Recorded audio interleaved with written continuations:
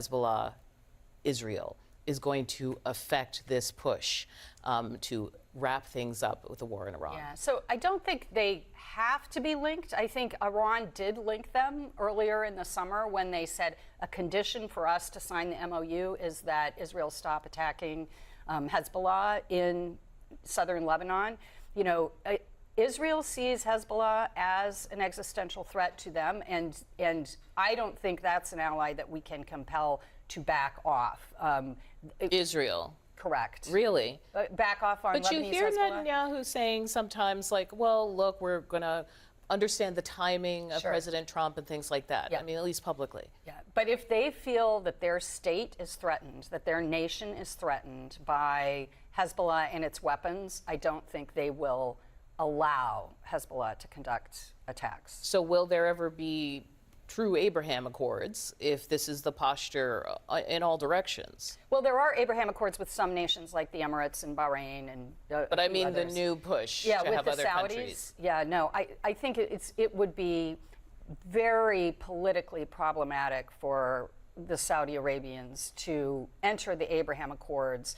You know, they occupy a unique leadership position in both the Arab and Islamic worlds as the custodian of some of the holiest sites without some kind of concession on the part of the government of Israel regarding the fate of Palestinians in Gaza or the West Bank. It really is impossible, I think, for them to normalize relationships with Israel. It sounds like a diplomatic Gordian knot, to be honest. I'm glad you're here. Thank you for your help. Now to the U.S. battle with Iran. This morning, President Trump says the U.S. and Iran will resume negotiations today after he called off what he said was going to be a massive attack on Iran over the weekend. The president saying he did it after allies across the Gulf region called and urged him to call off strikes because they believe a deal is within reach. We're all set to go, but when the allies ask to call it off, you got to sort of say, well, let's see. And the reason they asked is I think there's a deal. There's a deal on Hormuz, and then there will be a deal on the nuclear, or you might call it the denuclearization of Iran. I call it the denuclearization of Iran. Tehran, for their part, is pushing back against the notion of any deal in the Strait of Hormuz right now. With me now to discuss all this is CNN political and global affairs commentator Sabrina Singh and White House and national security correspondent for the New York Times, David Sanger. Thank you both for being here. David, let me ask you about this. You know, after calling off what he said was going to be the biggest attack since World War II, President Trump says a deal with Iran imminent. Having to do with the Strait of Hormuz particularly, and then saying ultimately it's going to be about the denuclearization of Iran as well. We've heard him talk about deals being imminent before. They had the MOU, that fell apart. Is there anything that leads you to believe that this could be true and will hold? I'm certain, Sarah, that they believe that there is something that they can grab onto here. Whether or not it can hold is a completely different question. So what they're trying to do is basically solve the Hormuz problem first, which would then just get you back to where we were more than a month ago, right? When this 14-point memorandum of understanding was put together with deadlines about how they would go address the nuclear issues and other issues. Those deadlines are all gone now because they would have expired really by mid-August here. So the initial deal they're trying to put together is whether they can work something out in which Iran and Oman, which is just across the strait, work out a way for ships to come in, largely up on the Iranian side, and exit on the Omani side. And maybe they'll work that out, but the problem is that's not the kind of free, open pathway that the United States said it was looking for after the Iranians shut it down, which was only after the attacks began. All right. Look, in the midst of all this, Sabrina, you have particular expertise in this area. We've got some exclusive reporting from Arzat Cohen that U.S. Central Command's intelligence branch wrote a message to a broad group of military analysts asking for what it called creative and unconventional ideas to punish Iran. Is this unusual for, the U.S. Central Command to sort of send out an email to military analysts saying, hey, give us your ideas on how to deal with this war? Candidly, it's a bit odd. I spoke to a few people that work in the intelligence community when I saw this story, and it's a bit strange. I mean, that's usually something that you would keep a bit close hold with senior officers. But I think this gets to the larger point of what David was saying, is that they are looking, and the U.S. military is looking for other options right now. The Strait of Hormuz is closed. I think it has been a successful U.S. military campaign against Iran in terms of degrading their capabilities. But unfortunately, Iran still maintains and retains a large swath of ballistic missiles and drones that can threaten the strait. And so I think U.S. Central Command is trying to look for other ways, maybe looking for leadership targets, trying to establish patterns of life, trying to get creative. But I think, candidly, yes, this is a bit unusual to solicit sort of a wide brainstorming session across a large group of people to get ideas of how to change the outcomes of this war. David, does this give you a sense, just hearing this, that U.S. Central Command has sent this email out? I mean, technically, you'd think that the military analysts would be constantly talking and trying to get information and ideas back and forth. What does this tell you? Well, the good news about it is that this is one of the first time that we have seen Secretary of Defense Hegseth's Pentagon actually reach out for some ideas that weren't generated just inside the military. So, they've been pretty reluctant for outside thoughts. They've been cutting back on their interchanges with academia and think tanks. So that's a plus. The downside is I think it gives you a sense of the degree to which the president feels trapped right now. The fact that he could not go ahead with these strikes on Iran, particularly on Iran's energy sector, came because the Arab states come back and said the Iranians will respond by taking out energy facilities throughout the Gulf. And then where will we be? So to some degree, the president has really been deterred here. And, I know he's trying to wrap it up in we've got a deal coming, and maybe he does, and we all hope he does. But if so, it's now a two-step process, right? Get Hormuz open first, and only then begin to address the causes of the war, which are the nuclear missile program. All right, this morning, a CNN exclusive. The U.S. military reportedly crowdsourcing ideas for the Iran war, asking for, quote, creative and unconventional ways to put pressure on Iran. Let's get right to CNN's Zach Cohen, who has this reporting. So asking for help from whom exactly, and what kind of help here, Zach? Yeah, John, sources telling me and our colleague Katie Bo-Lillis that the U.S. military is casting an unusually wide net as it's seeking new ideas for how to ramp up the pressure on Iran. And that includes this effectively a crowdsourcing email that was sent by a senior officer at U.S. Central Command to a broad range of military analysts. And it asks, quote, for creative and unconventional ways to pressure and punish Iran, and which is notable in a couple of different ways. One, I'm told by multiple sources that a request for new ideas like this isn't necessarily a bad idea. It's seeking input from a variety of of subject matter experts, seeking input from a wide array of analysts who study this stuff pretty regularly is not necessarily a bad call by senior military officers. But at the same time, those same sources say that it does underscore this feeling that President Donald Trump feels stuck by the limited military options he currently has. And we saw this play out as this crowdsourcing email was sent just days before Donald Trump was threatening new strikes on Iran, only to call them off over the weekend. He's now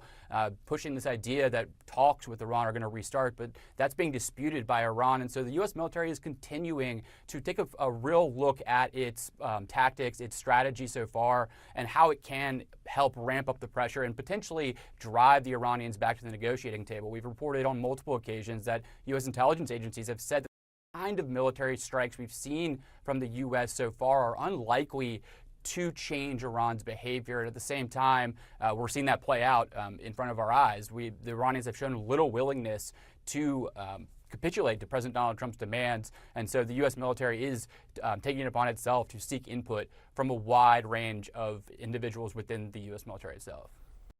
President Donald Trump says he called off planned attacks on Iran to pursue talks to open the Strait of Hormuz. But Iranian state media is giving no indication that its government has changed its position on the strait.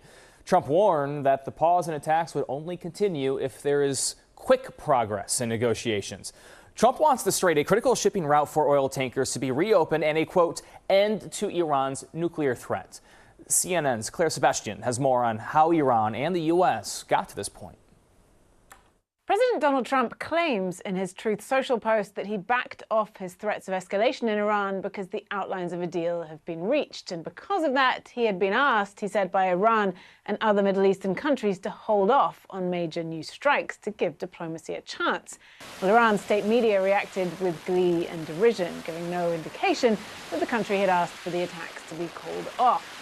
Trump also didn't mention which other Middle Eastern countries had asked for a delay, but that decision came just hours after he had spoken on the phone to the Saudi Crown Prince Mohammed bin Salman, clearly alarmed at both Trump's rhetoric and Iranian threats of retaliation, particularly when it comes to energy sites in the region. Well, the Crown Prince urged Trump to, quote, prioritize dialogue to reduce escalation, according to a readout of the call published by Saudi Arabia's state news agency. Well, the other part of this is that the U.S. may also be concerned about Iranian retaliation. While the U.S. is still clearly the stronger power militarily, this war, now in its 6th month, has left it somewhat drained of military stockpiles. Its reserves of Patriot interceptors, for example, a critical defensive weapon, are down to about a third of their pre-war level, according to the Center for Strategic and International Studies. And given the expansion of the war that we've seen over the past week, strikes on the Red Sea by the Houthis, a drone strike on an Egyptian port, Trump may be looking to avoid a cycle of escalation that risks getting out of control. Well, the halt in attacks is, Trump says, contingent on a deal being made, quote, rapidly. No specific timeline has been set, but this pattern of threats and then backing down has been repeated many times. And for the ultimatum to work, Iran has to believe that the U.S. is willing and able to follow through. Claire Sebastian, CNN, London. Claire, thank you. CNN national security analyst Alex Blazes is joining us now. And Alex, Trump says they're making progress on this deal, though we haven't had any confirmation from Iran. And we've had progress before, 2 steps forward, a step back. What do you make of this current situation at this moment? So we're still back to a disagreement over the 14-point memorandum of understanding that was reached with Iran, and it was over point 5, in which the Iranians believed that that gave them the ability to control traffic in the Strait of Hormuz. And when ships deviated from its declared patterns, they then fired on that, and we entered this escalatory pattern of violence. And so that was the real disagreement. And so over the last couple of weeks, the Omanis, and as we see there, the map that's up on the right-hand side, if you see that tip that's jutting out in the water, we see a whole bunch of red dots next to it. The tip of that is actually Oman. It's not the UAE, and that's the Strait of Hormuz. And so it became a question of, can the Omanis control the southern half, the Iranians the northern half, and that's where negotiations were left. What came out of that meeting was that the Iranian foreign minister was going to go back to Iran and see if he could get consensus to that plan where the shipping routes in the south would be controlled by the Omanis and Iran in the north. Iran responded a few hours later with missile strikes on boats, and then they fired on the GCC states nearby. Now they got back to the table, and there's a potential that the Omanis and the Iranians have now come to some sort of understanding, and then it becomes a question of tolling, because tolls are not going to be acceptable by anybody who's involved. Okay, so let's talk about that. How likely is it to get Iran to a point where tolling is not something that's on the table and they give up control in that fashion of the Strait of Hormuz? How much pressure is on them to get them to the table, and what would be needed to make them relinquish control? So there's really 2 points that have to be dealt with here. So the first is why they wanted potential tolls in the first place. So what I'm told by multiple sources in the region and from speaking to U.S. officials and others is that the blockade on Iranian oil was in fact working, and that we combine that with the damage from the war that's hit about 70% of the economy, plus the pre-war sanctions, they were being squeezed economically. And I was in Syria at the end of the year, at the end of August last year, when the sanctions were being lifted. It takes a while to reintegrate the banks and everything else. So Iran needs a short-term cash solution to its problems. Tolls was one way to bring some money in right away, and then obviously potentially to have that money go to the IRGC where we wouldn't want it to go. The second piece is then how do you convince them not to do that? Well, there's economic incentives and things that are MOU that if worked out would provide them with liquidity and with cash. But the disagreement has been between the civilian negotiators and some of the security apparatus. When I spoke to some of the mediators in the last couple of days, they said, look, the double PhDs who understand international relations are the ones in the room who are doing the negotiations.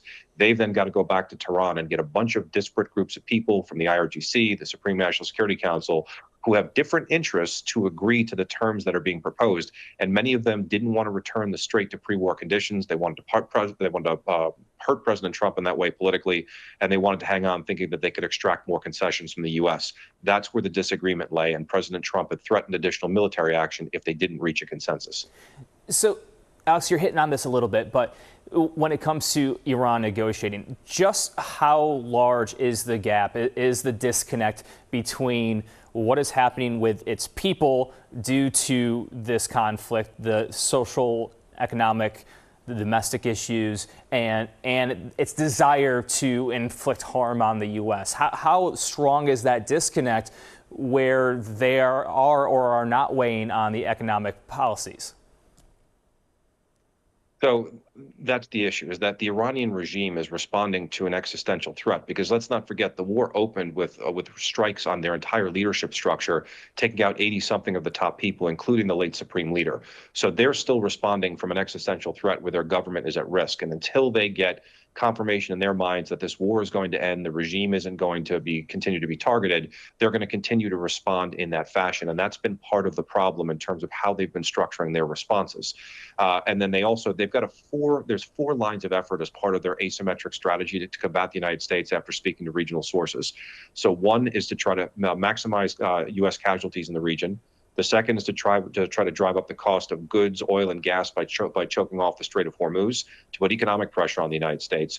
The third then is to go after the Gulf allies that they've been firing missiles and drones at to try to get them to put pressure on the United States. We did see a phone call from the Saudi Crown Prince that went to President Trump that may have contributed to the decision, because President Trump had threatened to attack energy infrastructure or at least infrastructure inside of Iran. Iran had threatened to retaliate against Gulf oil and gas. So there's a potential that was part of it.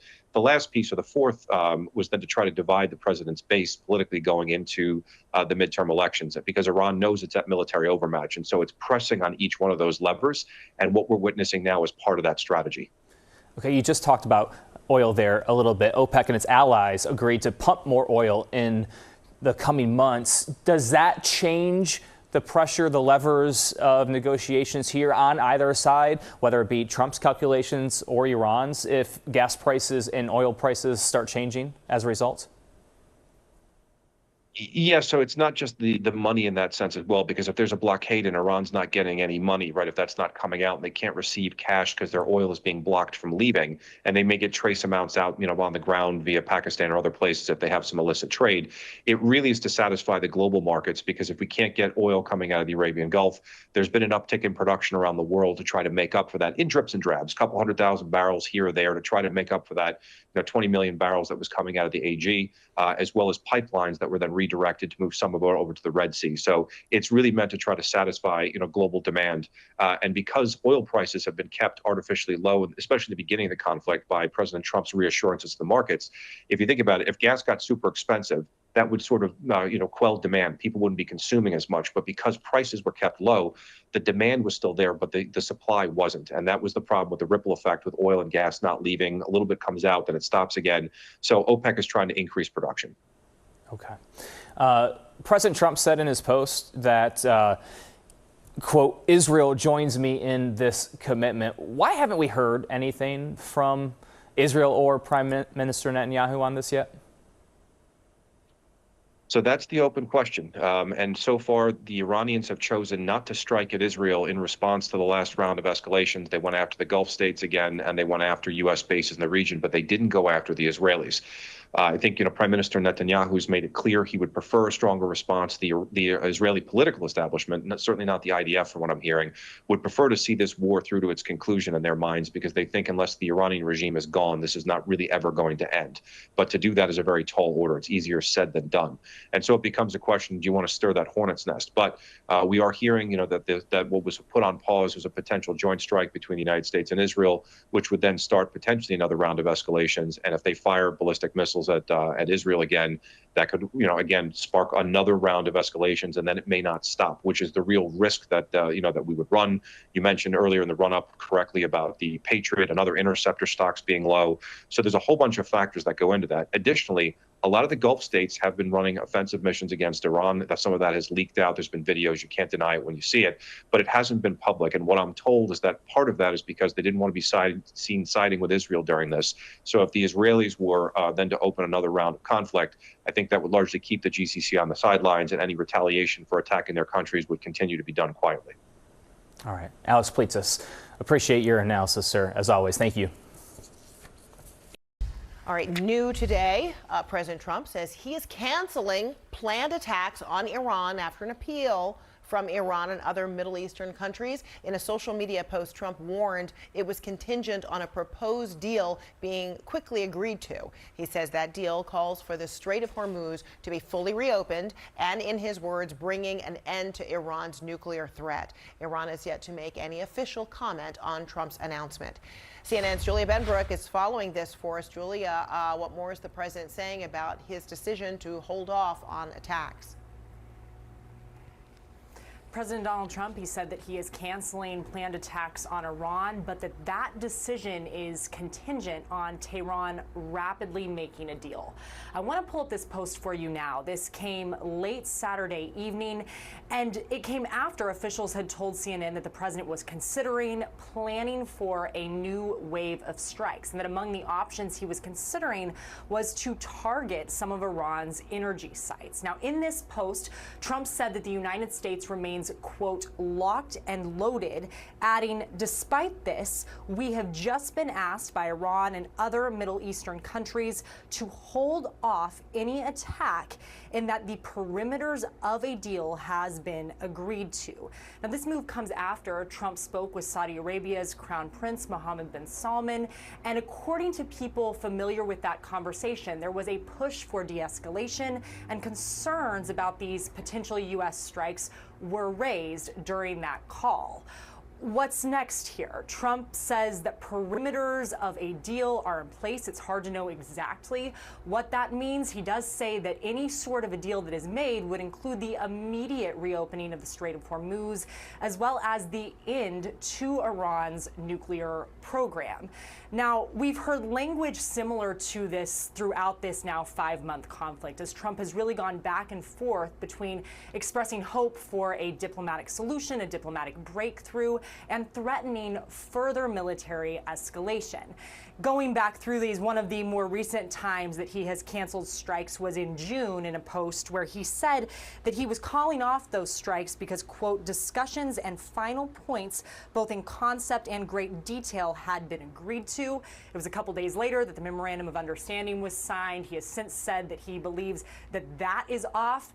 So as of right now, we do not believe that there will be more U.S. strikes taking place this weekend. And Trump says that perimeters of a deal are in place. Again, hard to know exactly what this means as things move forward.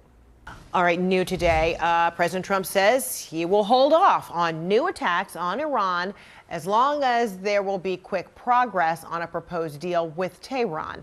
The pause comes after Trump said Iran and other Middle Eastern countries made an appeal to give diplomacy time to work. With us now is retired Army Lieutenant General Karen Gibson. She's also former Deputy Director of National Intelligence in the Office of the Director of National Intelligence.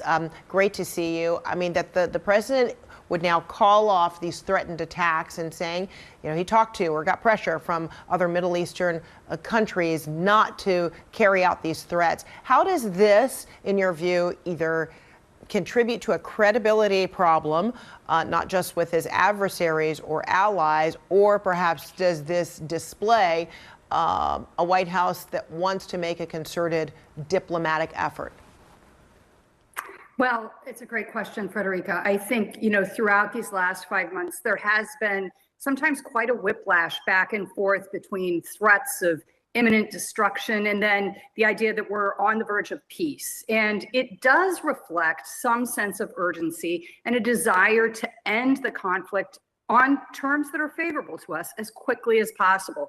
Any campaign like this has domestic political considerations, the price of gas, the threat of inflation, upcoming midterms, and a president who campaigned against forever wars. But that said, we haven't achieved the strategic objectives that we set out to accomplish, specifically putting enduring curbs on Iran's nuclear program. And now, really for the last several months, we've been fighting to reopen the strait. The Gulf allies' concerns are real, and I think really driven in the last couple of weeks by Iran's demonstration that its ability to disrupt energy infrastructure across the broader Middle East is much greater than its ability to choke off the Strait of Hormuz, with the Houthi threat of a blockade down at the Bab el-Mandeb and drone strikes or other attacks against port facilities in Yanbu, Aqaba, and even as far as Egypt. So what are the strategic goals? Because I feel like if you ask a variety of people, it's kind of lost on folks about what is the goal here, and is the United States getting any closer to its goal? Well, the war was launched with an intent of enacting some enduring curbs on Iran's nuclear ambitions, and we are clearly not there yet. We have a more immediate goal, which is to restore normal commercial navigation through the Strait of Hormuz. And it's not just about navigation, but it's an ability to do business freely, again, across the broader Middle East. That is a more urgent objective, and it's really a precondition before we can even begin to address the nuclear-related issues. And because there then seem to be a variety of goals, it means going about those goals is very different. There's a military strategy, a variety of military strategies, and a variety of diplomatic strategies. Do you see, are you optimistic about any particular route? Well, let's talk about Iran's strategy. Iran's strategy is to survive, avoid capitulation. Let's remember, they see this as an existential fight for the survival of their state, at least the men who are in charge. That's how they see this. It's to survive, avoid capitulation, and to make the war so economically and politically untenable for the United States that we back off or ease up on some of the things that we are demanding of Iran. And I can't say that that hasn't worked yet. They truly believe that they have significant leverage, as they're demonstrating in the Strait of Hormuz and with these drone and proxy and missile strikes across the region, that time is on their side. And I think in order for our economic and military pressure to work, we need to convince Iran that time is not on their side, and that the longer this drags on, they will emerge eventually as an incredibly weakened, perhaps fatally weakened economically state. They need to understand that time is not on their side. If I could flip the script, that's the one thing I would change. All right, we begin this hour with President Trump calling off planned attacks on Iran after an appeal from Iran and other Middle Eastern countries. In a social media post, Trump warned that canceling the attacks was contingent on a proposed deal being quickly agreed to. He says that deal calls for the Strait of Hormuz to be fully reopened and, in his words, ending Iran's nuclear threat. Iran has yet to make any official comment on Trump's announcement. CNN's Julia Benbrook is following all of this. So, Julia, what more is the president saying about his decision to hold off the attacks? Well, it wasn't too long ago that officials had told CNN that President Donald Trump was planning for another round of strikes against Iran that could come as soon as this weekend. The president has now said that he has canceled those planned attacks, but that decision is contingent on Tehran rapidly making a deal. I want to pull up this social media post for you now. In it, Trump said that the United States remains, quote, locked and loaded. He went on to say, despite this, we have just been asked by Iran and other Middle Eastern countries to hold off any attack, and that the perimeters of a deal has been agreed to. Now, this move comes after Trump had spoken with Saudi Arabia's Crown Prince, Mohammed bin Salman, and during that call, according to sources familiar with it, there was a push for de-escalation, and concerns about these potential U.S. strikes were expressed. So Trump now says that the perimeters of a deal are in place. place. But it's hard to know exactly what that means because just on Friday, he had said that he had plans to hit Iran hard, that was a possibility. And when he was asked about the ongoing negotiations, the potential for some sort of a deal, he did not express a lot of hope. He said that he was losing faith in Iran's leadership and that they had just been making him angry. Take a listen to how he framed how those talks had been going. I'm losing faith in them because they do lie and they do misrepresent. Well, the other day, the 5 missiles were shot. We knocked them down, but we were in the midst of a negotiation. I mean, I'm waiting for Steve to call me. How's the negotiation going? And instead, I got a call from Pete that they just shot 5 missiles at one of our bases in Jordan. So where do things stand right now? Trump says that any sort of a deal would include the immediate opening of the Strait of Hormuz, as well as an end to Iran's nuclear program. Iranian state media has given no indication that Iran specifically asked for these strikes to be called off, nor that they have changed their stance on the Strait of Hormuz, which has been one of those key sticking points throughout this process. Fred? All right, Julia Benbrook, thank you so much.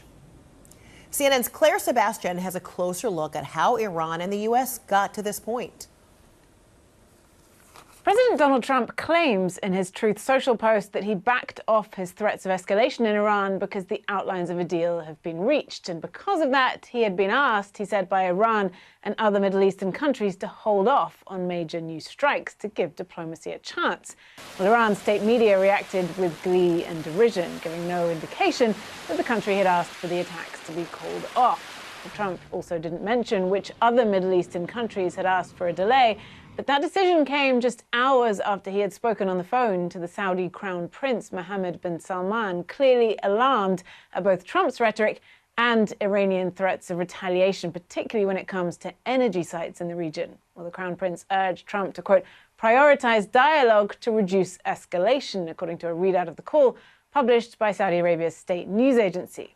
Well, the other part of this is that the U.S. may also be concerned about Iranian retaliation. While the U.S. is still clearly the stronger power militarily, this war, now in its 6th month, has left it somewhat drained of military stockpiles. Its reserves of Patriot interceptors, for example, a critical defensive weapon, are down to about 1/3 of their pre-war level, according to the Center for Strategic and International Studies. And given the expansion of the war that we've seen over the past week, strikes on the Red Sea by the Houthis, a drone strike on an Egyptian port, Trump may be looking to avoid a cycle of escalation that risks getting out of control. Well, the halt in attacks is, Trump says, contingent on a deal being made, quote, rapidly. No specific timeline has been set, but this pattern of threats and then backing down has been repeated many times. And for the ultimatum to work, Iran has to believe that the U.S. is willing and able to follow through. Claire Sebastian, CNN, London. President Trump says that he agreed to request from Iran and other countries in the Middle East to hold off on any new attacks on Iran. But the president also made clear that the pause is conditional. He says it depends on the two sides being able to rapidly reach an agreement. He says the proposed deal would reopen the Strait of Hormuz and, in his words, bring an end to Iran's nuclear threat. Now, Trump also says Israel supports the pause in military action. At the same time, Iran's foreign minister is warning that any new American attack would trigger what he called a forceful response. But for now, there have been no new U.S. strikes inside Iran for several days. Let's go to CNN's Claire Sebastian in London. Claire, help us understand what's new here after the president's really muscular language about what was coming for Iran. Yeah, I think, look, important to point out, Victor, that at this point, much of what is in that Truth Social post, we only have Trump's word for at this point. There's been no response from Iran on whether the perimeters of a deal have, in fact, been reached. No official response there. Nothing from Israel on whether they're on board with this, as Trump claims. So that is critical. As you say, it was a big climb down after these escalatory, not only words, but actions that we saw over the past week from both sides. So significant there, even though, of course, this is a pattern pattern that we've seen in this war. Iranian state media, as they wake up this morning, really using this as an opportunity to sort of exploit the sense of U.S. weakness. One of them, the FARS, semi-official agency, a quote there from their post saying, "Trump, the fool, has run out of steam." Another, the semi-official Mehr news agency, in a post writing, "Trump once again backed away from his hollow threats and presented his retreat to the world as a favor." So you get a sense of the tone we're getting there. What the post on Truth Social does not mention is that there has been a sort of two-part intervention from Saudi Arabia. There was a call, which we've now had an official readout from Saudi Arabia from on Saturday with the Crown Prince to Trump, where he stressed the need, and I quote, to prioritize dialogue to reduce escalation and the importance of making every possible effort to achieve calm that paves the way for diplomatic solutions. That follows on from a visit by the acting Saudi defense minister to the White House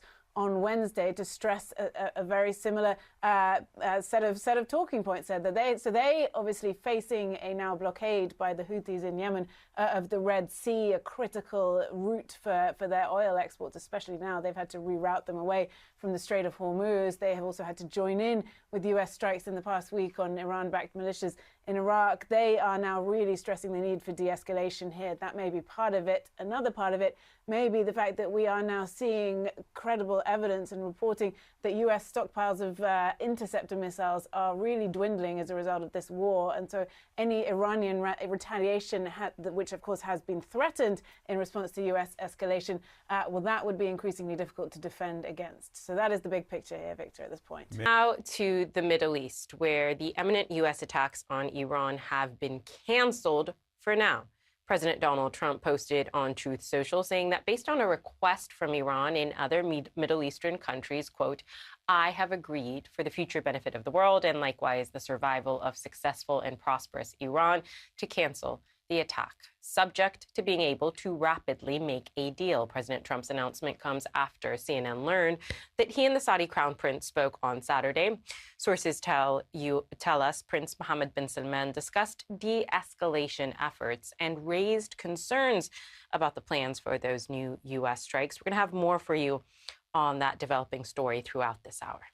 President Donald Trump says the U.S. is canceling a planned attack on Iran, quote, subject to being able to rapidly make a deal. President Trump's announcement comes after he spoke with the Saudi Crown Prince on Saturday. Sources tell CNN Prince Mohammed bin Salman discussed de-escalation efforts and expressed concerns about the plans for new U.S. strikes on Iran. Joining us live now from Berlin is Ali Fathollah Najed. He is the founder and director of the Center for Middle East and Global Order.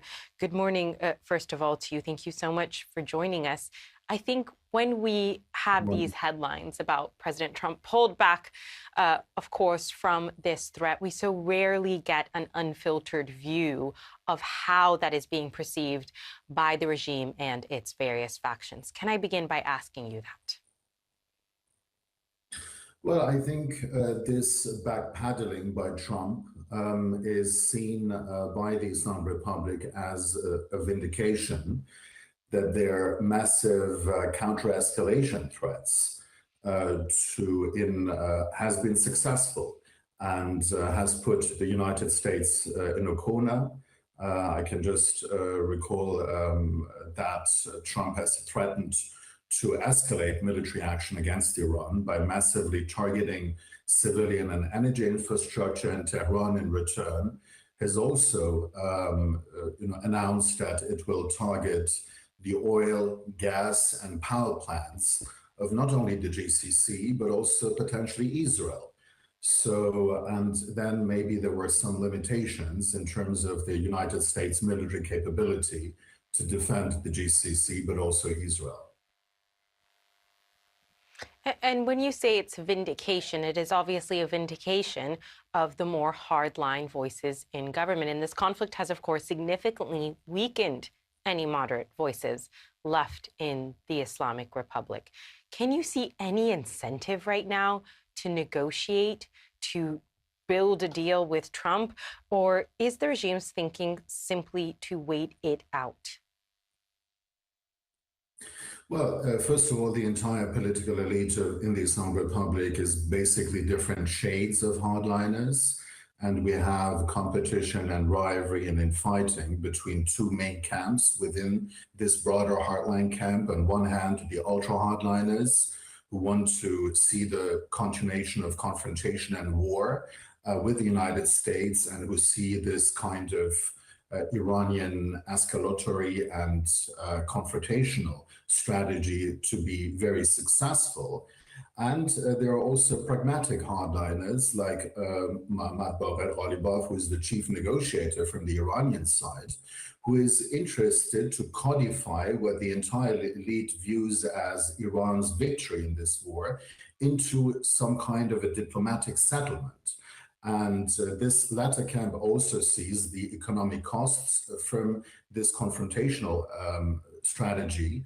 But there is no, so the bottom line is that there is no clear line within the Islamic Republic of Iran where things should go. When it comes to any kind of diplomatic solutions, I think two major issues here have to be discussed. One is the reopening of the Strait of Hormuz, and there may be the possibility that there is some kind of recognition, register, for instance, at least commercial vessels going through the Strait of Hormuz, and in return of the US naval blockade against Iran to be lifted. And the other major issue is the nuclear issue. And maybe a basis of a deal could be that some Iranian steps in terms of nuclear concessions gonna be reciprocated by the Americans in terms of releasing funds. So this could be the outlines of a deal. But again, there is a lot of complications still ahead.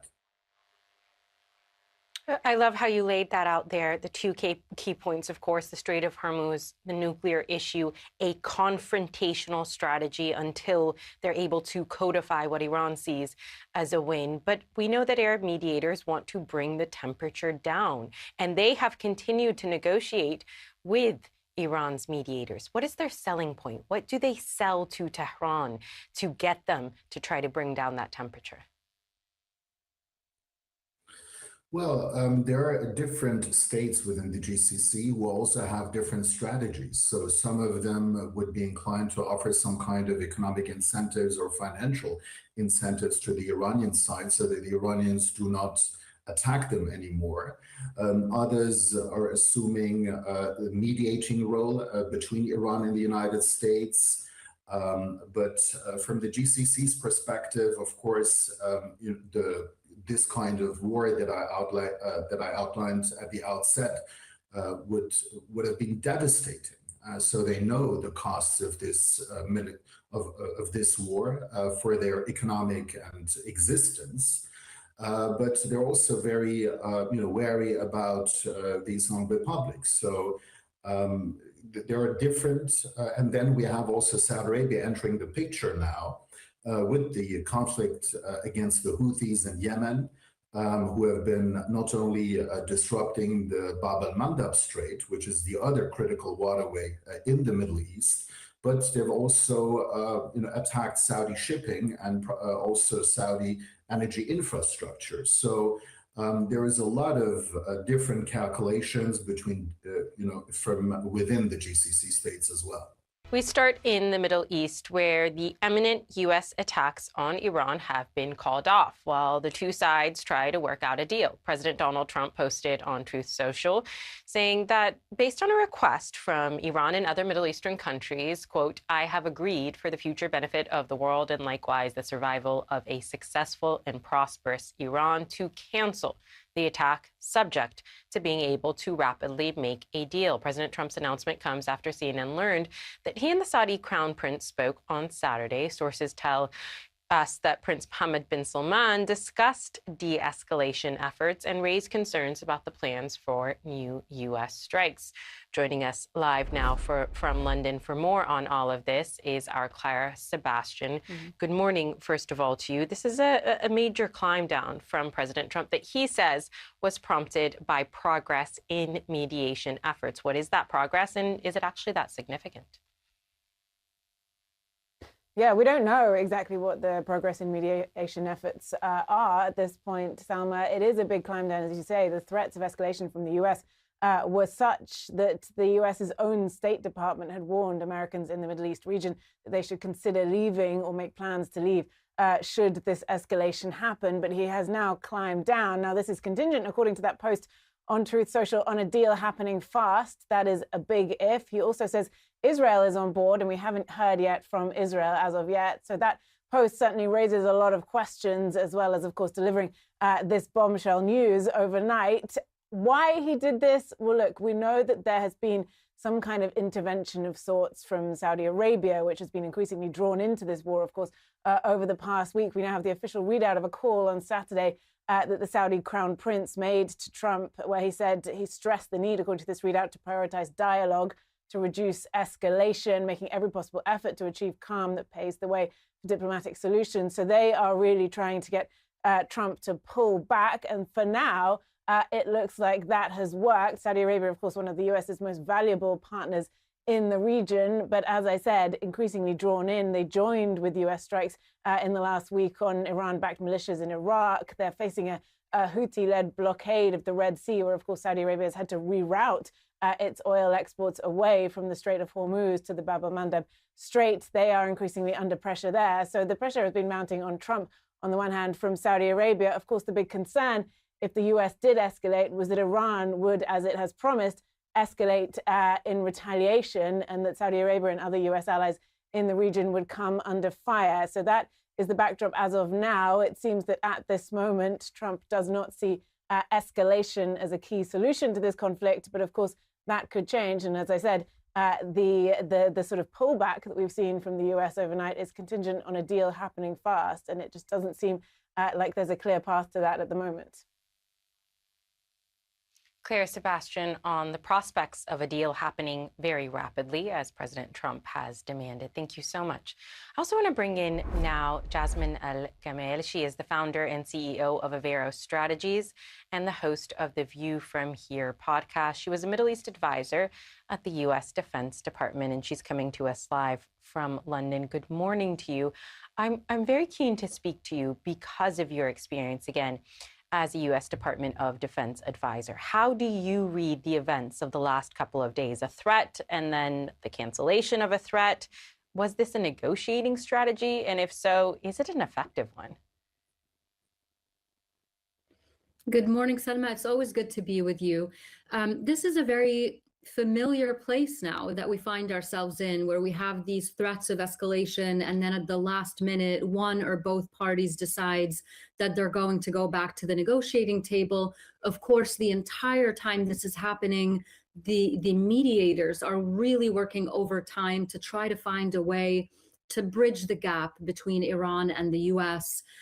For the Gulf countries, especially some of the Gulf countries that are negotiators like Oman and Qatar, they are both impacted by the war and are trying to mediate as well. So there are all of these dynamics at play, but I think there are certain themes that have become very clear over the last few months. And one is that the US, despite President Trump's threats, still understands that the level of military involvement that is necessary in order to get Iran to concede to US demands is more than what both President Trump, his military advisors, and the American people are willing to bear. This kind of goes to Iran's theory that is being proven right now, which is that if you raise the stakes enough and if you raise the cost enough on the US and its allies, then you will get the US to back down. So you're really seeing the two parties locked in a contest of wills. It's a game of chicken. Who is going to back down first? Now, what you were talking about in terms of the Pentagon and the strategy and whether it's working, look, I remember when I was at the Pentagon and President Obama had promised to respond if President Assad at the time, Bashar al-Assad, used chemical weapons against Syrians. And when President Assad did use those chemical weapons, I remember the conversations at the Pentagon with the military advisors asking the questions, are you willing to escalate further if we do something and the Syrians respond. So the question that the military commanders are always asking is, if you do step one and the adversary retaliates, are you willing to go further? And that's the conversation that would be taking place right now with General Kane telling President Trump, are you prepared for this to escalate in a way that we may not be able to control? And we're just receiving reaction from Iranian state media. And if you don't mind, I do want to read that to you, Jasmine, because I would love your response and your reaction to it as well. Iranian state media gave no indication that Iran had asked for the attacks to be called off or that Tehran's position on the Strait of Hormuz has changed. Iran has insisted on a role in managing traffic through the strait. Iranian media claimed it was Trump who had retreated. Quote, Trump the fool has run out of steam. This was posted by the semi-official news agency, very much along the lines that you're discussing there of this game of chicken. From a diplomatic standpoint, what indicators would tell Washington that Tehran is genuinely complying with negotiations, is genuinely interested in mediation efforts, or is simply buying time, as you might have suggested there? You know, Salma, the unfortunate answer to your question is that there is no way to find out if the two parties are genuinely willing to go into talks in good faith. The amount of trust that, you know, it was already very low going into this, right? Because of the way this war started. If you'll remember, the US and Israel struck Iran in the middle of negotiations between the US and Iran for the second time in 2 years. This is how the 12-day war started as well. And so already the two parties have very little, if negligible, trust between the two of them. Now, when they signed the MOU, there was a hope that that MOU would include confidence building measures. If Iran guarantees passage through the strait, then the US would release frozen funds. The US removed sanctions on Iranian oil, you know, so on and so forth. They provided a waiver on Iranian oil. So those confidence building measures are, in a situation like this, meant to prove that each side is operating in good faith. Unfortunately, the situation is so opaque and each side is trying to paint any step as a victory for their own domestic audiences that it's really difficult to see who is actually saying what behind the scenes. But you're hearing both sides. You're hearing the Americans saying the Iranians and the region wanted this, and you're hearing the Iranians saying, no, it was Trump that came and asked for this. But the bottom line, it doesn't really matter who asked for this. The question remains, how are the two sides going to move forward when they are locked in such a zero-sum, zero-trust environment? And that is the really difficult question to answer at this time. We begin in the Middle East, where the imminent U.S. attacks on Iran have been cancelled for now.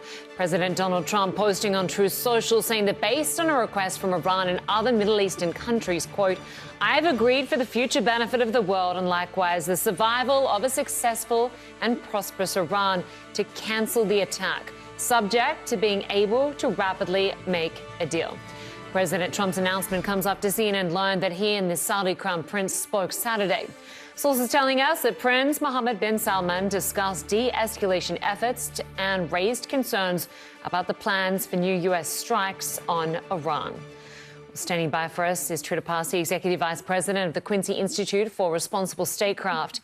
But first, I want to go to Vice Admiral Kevin Donegan. He's the former commander of the U.S. Navy Fifth Fleet, as well as a distinguished military fellow at the Middle East Institute. Great to have you both with us. So, Admiral, just hours ago, the U.S. appeared ready to strike Iran, with Tehran warning it could retaliate against energy infrastructure.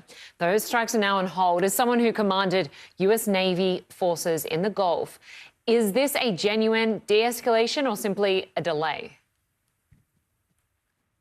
Well, Linda, I think time's going to tell on that, right? This is coming at the end of what was an incredible week of what I would say was escalation, right? We had escalation by geography, where Iran attacked into Egypt, the U.S. and Saudi Arabia attacked militia, Iranian militia in Iraq. You had the Houthis step into this in the Red Sea. And at the same time, you've had, at the culmination of 2 weeks of attacks by the United States on Iranian, basically coastal defense sites and anything that could reach into the water. At the same time, even though the MOU has failed, diplomacy has been open. So this comes as a surprise, but only time's going to tell how this holds, because we've heard both sides make statements that in the end get adjusted or aren't seen to follow through on going forward. So we'll see if indeed this statement that we saw come from the White House, as promising as it is, if that's going to hold up the test of time. Yeah, you're right to point out that we have seen this back and forth, calling off strikes and then again striking in the past. Trina, to you, President Trump says he agreed to cancel these planned strikes after requests from Iran and other Middle Eastern countries, and is framing this as pressure, bringing Iran towards a deal. Is Tehran responding because it wants an agreement or because it wants to avoid military action? I think the entire premise of this conversation is frankly wrong. I don't believe that there was an imminent attack. We've gone through this several times in which Trump issues these threats and then he backs off because the other side calls his bluff. As the Admiral correctly pointed out, we've seen that during this past 7 or so days, the Iranians have escalated horizontally despite a lot of beatings that they've taken. Nevertheless, they apparently have the capacity to strike at Egypt now, at U.S. ships over there. Moreover, we're seeing these cyber attacks against American water installations in the U.S., which is suspected to be behind, Iran being behind that as well. I don't know if that's true or not, but if it is a further sign that the Iranians are willing to counter-escalate dramatically. And I think the bottom line is Trump does not have an escalatory way out of this conflict. But what he is trying to do is to give the impression that he is in control, that he is in the driving seat. And I think it's been quite clear for quite some time now, he is not. Admiral, I want to go to you on what we learnt just before Donald Trump posted that these strikes were being called off on Truth Social, that Saudi Arabia reached out to the U.S. president. The Crown Prince reached out, had a conversation with Donald Trump, of course, Saudi Arabia being one of Iran's biggest regional rivals, yet here it was urging caution. What does that tell you about how seriously Gulf leaders view the risk of escalation, and what is their biggest concern right now?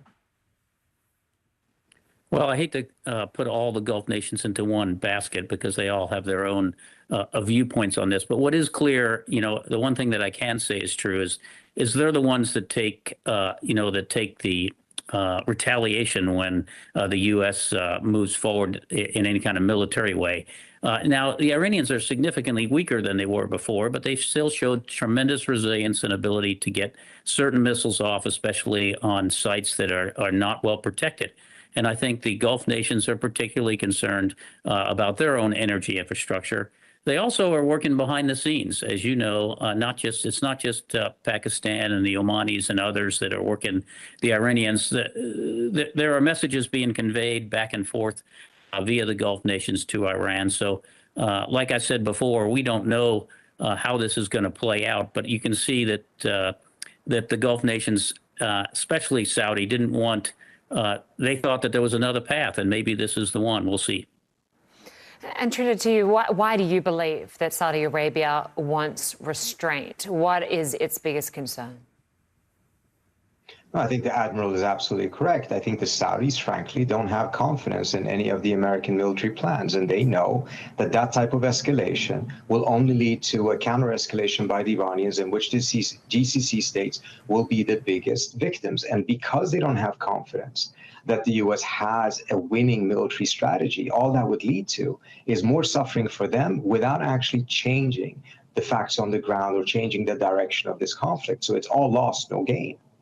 We begin in the Middle East, where the imminent U.S. attacks on Iran have been cancelled for now. President Donald Trump posted on Truth Social saying, based on a request from Iran and other Middle Eastern countries, quote, I have agreed for the future benefit of the world and likewise the survival of a successful and prosperous Iran to cancel the attack, subject to being able to rapidly make a deal. President Trump's announcement comes after CNN learned that he and the Saudi Crown Prince spoke on Saturday. Sources tell us Prince Mohammed bin Salman discussed de-escalation efforts and raised concerns about the plans for new U.S. strikes on Iran. NPR reporter Arzu Rizvani joins us now from Los Angeles. It is good to see you. President Trump says he has paused what appear to be imminent military strikes. What do we actually know about why, and what are your thoughts? Well, frankly, I don't know what is new here. I mean, it seems like the MOU was supposed to be the perimeters of a deal, and that hasn't really held up. And Iran has continued to assert its control over the Strait of Hormuz. So the question really is this some new contours for a final deal, or is this a renewed commitment to the memorandum of understanding? There are a lot of details that are still pretty thin, and it raises a lot more questions than it does answers. I will say it's now morning in Tehran. State media is starting to report on President Trump's post and announcement. And a lot of state media, they are dismissing this. They're calling it rhetoric. They say that this is a lie. And to put this into some context, I mean, President Trump and the administration, they have in the middle of negotiations struck Iran. And they have made deals and introduced new terms to deals, as we saw most recently with Saudi Arabia and their declaration to pursue nuclear ambitions. And so there's just a great deal of skepticism in Iran right now over what President Trump is saying. There's a lot there. Has anyone publicly confirmed any of these terms, or are we still largely hearing the U.S. version of events? What makes this different? Yeah, we are largely listening to the U.S. version of events, and not a lot more detail has come out beyond President Trump's post. Even with this pause, Iran has continued warning that any new U.S. attack would trigger retaliation against American interests. How much has the immediate risk of a wider regional war actually fallen over the last few hours, do you think? I don't know that it has diminished much, to be honest. I mean, I think the important thing to keep in mind with Iran is that the Iranian officials doing the negotiations aren't always in line with the Iranians who are carrying out the war. The Iranians carrying out the negotiations are under tremendous pressure by the hardline flank in Iran, in the media, in the military, in the government, not to negotiate, not to make concessions, especially when it comes to the Strait of Hormuz, because they've discovered that it is such a tremendous tool for leverage. And so the members of the negotiating team are just having a very hard time knowing exactly what to take and what moves to make. The Strait of Hormuz still remains so central to all of this. If negotiators can secure guarantees that commercial shipping can move freely again, how significant would that be? Oh, I think it would be hugely significant, because the cost to blockading or keeping ships from moving through the Strait of Hormuz has inflicted a lot of pain on the U.S. economy, on the global economy. So that's a really big push for the Americans. And I think it's not clear that the Iranians are going to budge on that front. Again, they have realized that this is an enormous tool of leverage in the ways that they don't have an upper hand on the military, and on the battlefield. They have found that they actually have an edge when it comes to the economy and inflicting economic pain. And so I don't think that we're going to see them readily give up the control that they have found. There have been several moments over the past few months when diplomacy did appear so close, only for fighting to resume. What do you think is different this time, and what are the biggest obstacles that could still cause these talks to collapse? Well, I think that the pressure that the Gulf states are putting perhaps on President Trump to let up a little bit, to make concessions, I think that's notable.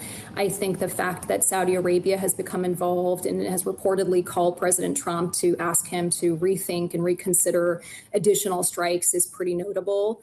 I think what's different now is that the threat of striking power plants and power infrastructure is pretty notable. The fact that Iran very quickly declared that they would also retaliate by attacking power plants in the region is significant. I mean, it establishes a new kind of mutually assured destruction on the energy sector.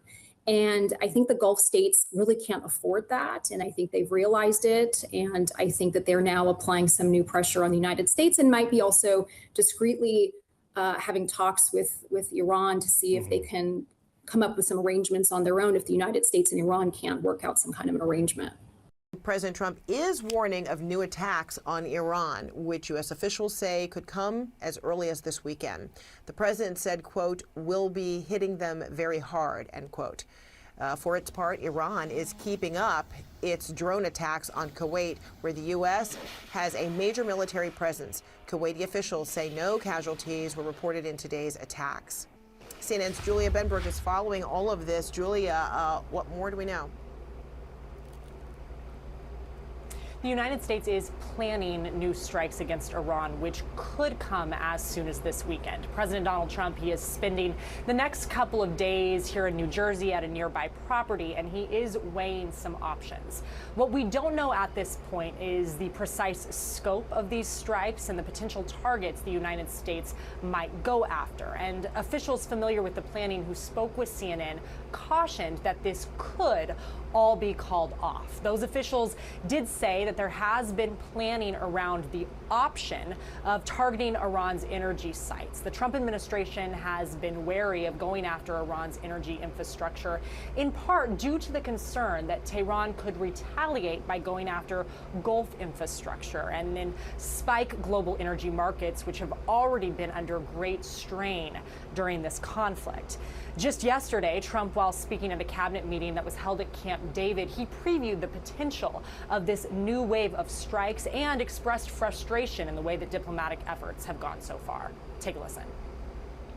We'll be hitting them. We'll be hitting them very hard. And at some point they're going to say, we just can't take it anymore. We just want to win. We don't want to have them. It's very simple. They cannot have a nuclear weapon. It is important to note that throughout this now 5-month-long conflict that Trump has really gone back and forth between threatening to escalate military action and expressing hope for a diplomatic breakthrough. It does seem by his recent remarks that at least right now he is not putting a lot of hope in diplomacy. He said during those remarks that he is losing faith in Iran's leadership and that they have just been making him angry lately. We did reach out to the White House for specifics on these potential strikes, and White House Press Secretary Caroline Leavitt said this in part. She said, President Trump is not going to stand by and allow this terrorist behavior to occur. Iran will continue to pay until they can come to the table in what President Trump deems a meaningful way. But as he weighs these options and as this conflict has gone on longer than he had originally predicted after those first joint U.S.-Israel strikes against Iran, he said this could last a couple of days, then a couple of weeks. We're now months into this. Recent polling has shown that Americans are not happy with the way that this has played out. This has shown up consistently in recent polls, and a CNN poll showed that just 28% say that they approve of the way that Trump has handled this conflict. Fred. All right, Julia Benbrook, thank you so much. All right, let's continue this conversation now. With us now is Behnam Ben Talibou. He is the Senior Director of the Iran Program at the Foundation for Defense of Democracies. Great to see you, as always. All right, so the U.S. is threatening to go after energy and infrastructure. Is that rattling Iran at all? Pleasure to be with you again, Federica. In short, I think it's a big mistake because we've been at the edge of this precipice before, where the president is threatening to widen the war, widen the target set, particularly against this sort of infrastructure. And this is a regime that even prior to the war, prior to the protests that began late December, early January, was moving the whole country towards failed state status anyway. I mean, just look at the Iranian exchange rate today and you'll get a glimpse of exactly what I'm saying. So if the president is hoping to do this, either as a threat to get the regime to blink, it hasn't blinked thus far, or to generate more pain, I think that's a lose-lose proposition. And therefore, we're in a familiar but frustrating place on this crisis. And you say that because, Trump has said things before and then not followed through or changed his mind, and that speaks to, I guess, his credibility on the world stage, and particularly in this conflict. So what is at stake for Trump, his diplomatic and military strategies, in terms of whether he does or doesn't follow through on these threats? Well, you don't want it to be a lose-lose proposition to be able to have to strike a target that is not going to generate the political leverage that you need, either for a diplomatic off-ramp or to go against this regime in a broader, bigger way. I think not every problem with respect to the Islamic Republic needs a B-2, but many of them indeed could use creative planning, could use drones, could use the unleashing of intelligence assets, could even use, running the clock on the blockade, which was America's most powerful non-kinetic tool to drive down the thing that actually funds these destabilizing missile, military, nuclear, and even drone programs. So the president has lots of options, but he's also got lots of goalposts on the field to play against. The question is which one, and that's really the art of governance. That's the art of strategy, prioritizing time, resources, and priorities. And this is a regime that sees its own survival more based on escalation than engagement right now, and they're going to try to force the president into a lose-lose option. All right, and correct me if I'm wrong, you have said you believe that Iran wants to divide and conquer in the Middle East. So how might this conflict be helping to facilitate that? In the very early phases of this conflict, when the Islamic Republic internationalized the war by striking Arab infrastructure, hotels in the UAE, energy infrastructure in the Gulf Cooperation Council states, Jordan, even 4 times trying to fire a missile at NATO ally Turkey, for example, let alone against Israel, and later drone strikes against Cyprus. I said the Napoleon quote, which is, when your enemy is making a mistake, don't interrupt them. And that was an opportunity for America to shore up the pro-American order in the region. And diplomatically, sadly, we let that opportunity atrophy and go away, such that Iran is now engaging in salami slicing tactics against all our partners in the region, the weakest ones without the retaliatory capability, like Jordan, less so Bahrain and Kuwait, continue to get struck by Iranian missiles and drones. And so we're in a very rough place where diplomatically we need to be able to hold the line. You've also said that it's not a regime change, but a leadership change in Iran. So who is calling the shots, so to speak, in that country? Is it the Revolutionary Guard or the supreme leader, who hasn't been seen publicly, but there have been assurances made that he does indeed exist? Well, the supreme leader, that's a position and title meant to be taken rather literally, but you're 100% right that he does not exist. And the legacy of his father, of Ali Khamenei, who was the longest-serving dictator in the contemporary Middle East, his legacy was to take a personalist, authoritarian Islamist system and institutionalize it. And the rise of the IRGC, a designated terrorist organization, the Islamic Revolutionary Guard Corps, as an institution, means that that system cannot be decapitated. If you're going to go against it, you have to decimate it, which requires a rethink of U.S. strategy. David, thanks. Now to the war in Iran. 2 U.S. officials say new strikes on Iran could come as soon as this weekend. Now, President Trump discussed the war at yesterday's cabinet meeting at Camp David. He expressed his anger over recently failed diplomatic efforts while threatening more military action. But U.S. officials caution any plans for potential strikes could be canceled. Joining me now is CNN Global Affairs analyst Kimberly Dozier. Kimberly, good to see you here in Washington as I'm up for the weekend. So let's start here with this potential for more strikes. 4.5 months ago, the president said that Iran was defeated militarily. They declared Operation Epic Fury a success, victory, and it's over.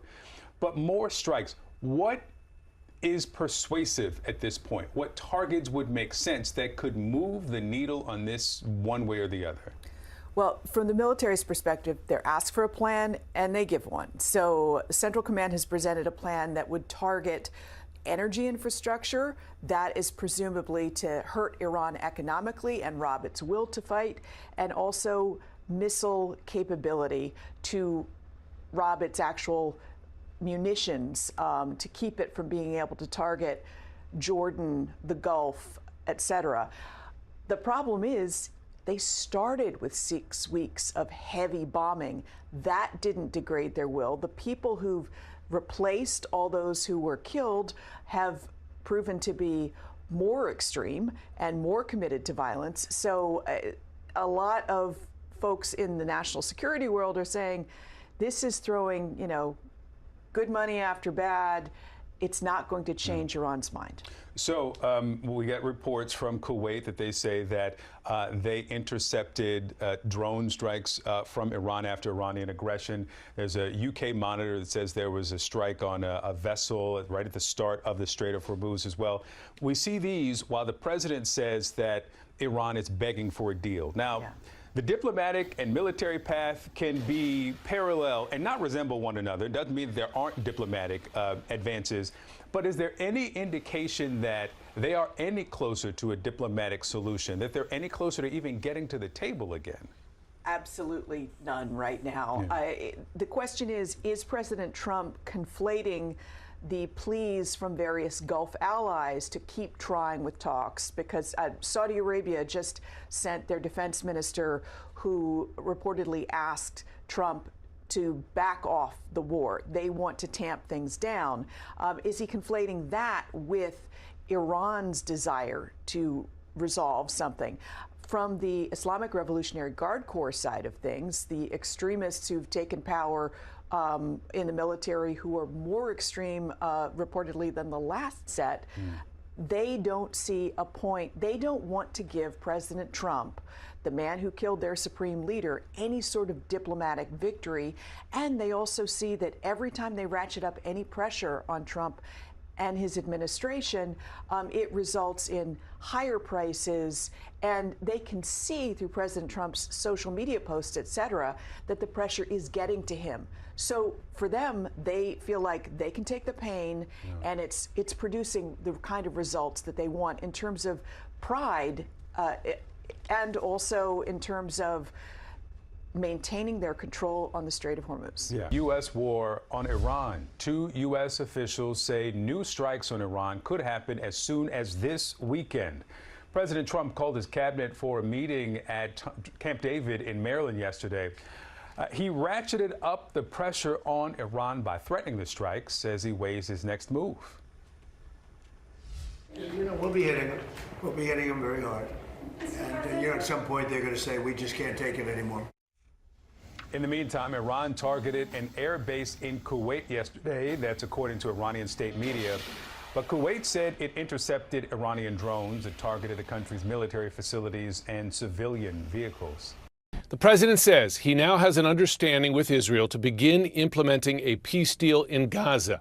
The agreement, which he announced last night, would require Israeli forces to withdraw and, crucially, for Hamas to give up its weapons.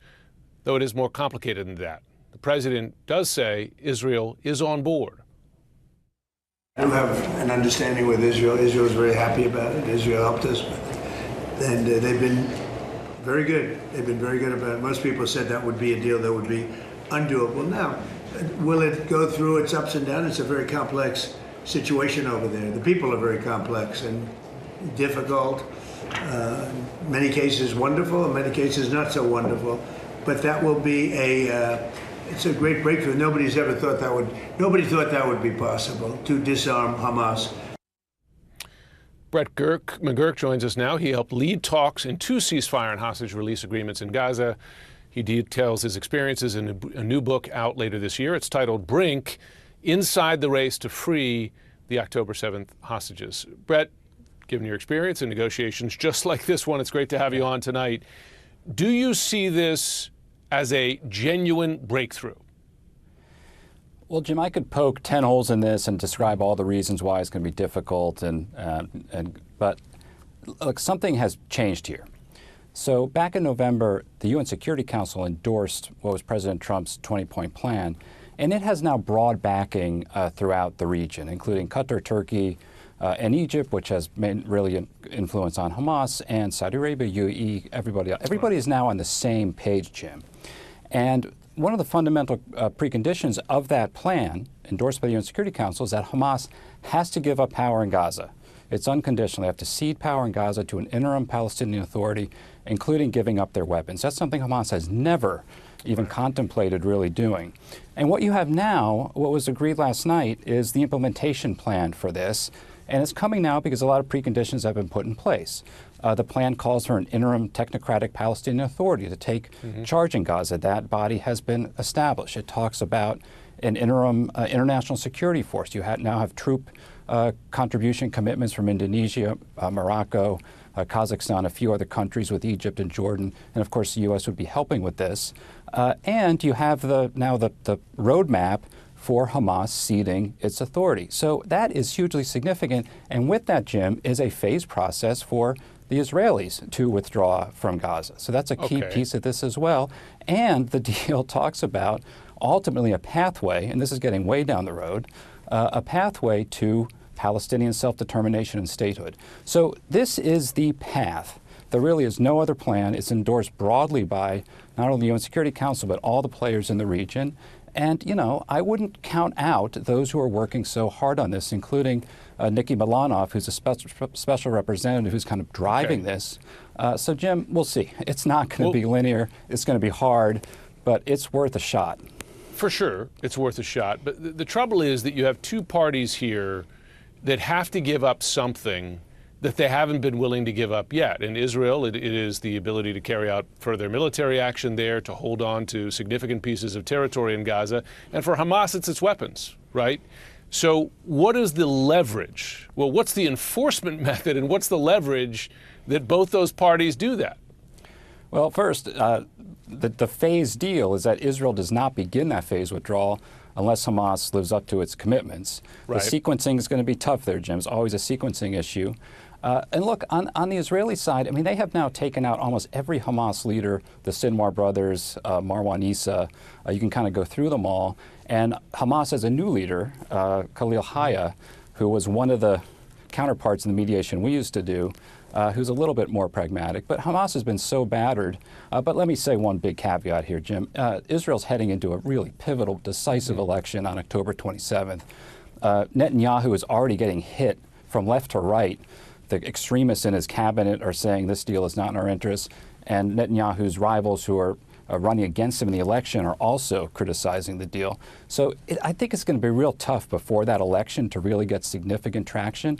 That election is going to be pivotal, Jim. I'm hopeful you can get a different Israeli configuration, different Israeli government. That opens up a lot of space, political space. Until then, it's going to be hard. Before we go, we do have CNN's new reporting tonight that the U.S. is planning fresh strikes on Iran as soon as this weekend, perhaps expanded. You know, the president has talked about hitting them really hard, although he has used similar phrasing before. Do you see a fresh round of strikes, even an expanded round of strikes, as fundamentally changing the dynamic in this war right now and breaking what has really been a stalemate? You know, I've never been in favor of telegraphing your punch, so it's a little odd if we're about to do this to be talking about it on the Friday night beforehand. Look, after this war's now, we're in the 5th month, so it's hard to see how a significant escalation is going to fundamentally change things. But Jim, Iran is feeling pressure too. I think the U.S. is in a very tough spot. Iran's also in a difficult spot. The blockade's back in place. I think they really overreached. They had a good deal with the MOU, broad sanctions waivers. Now those sanctions are back in place.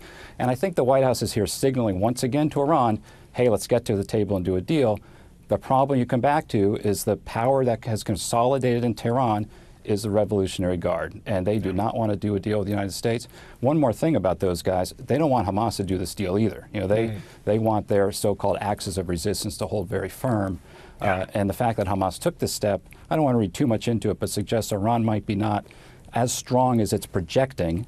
We'll see. But I get concerned about a new military escalation because Iran still has cards. They got the missiles and drones, and they can hit throughout the Gulf, as we've seen. And of course, our troops are out there. Got to be thinking about them.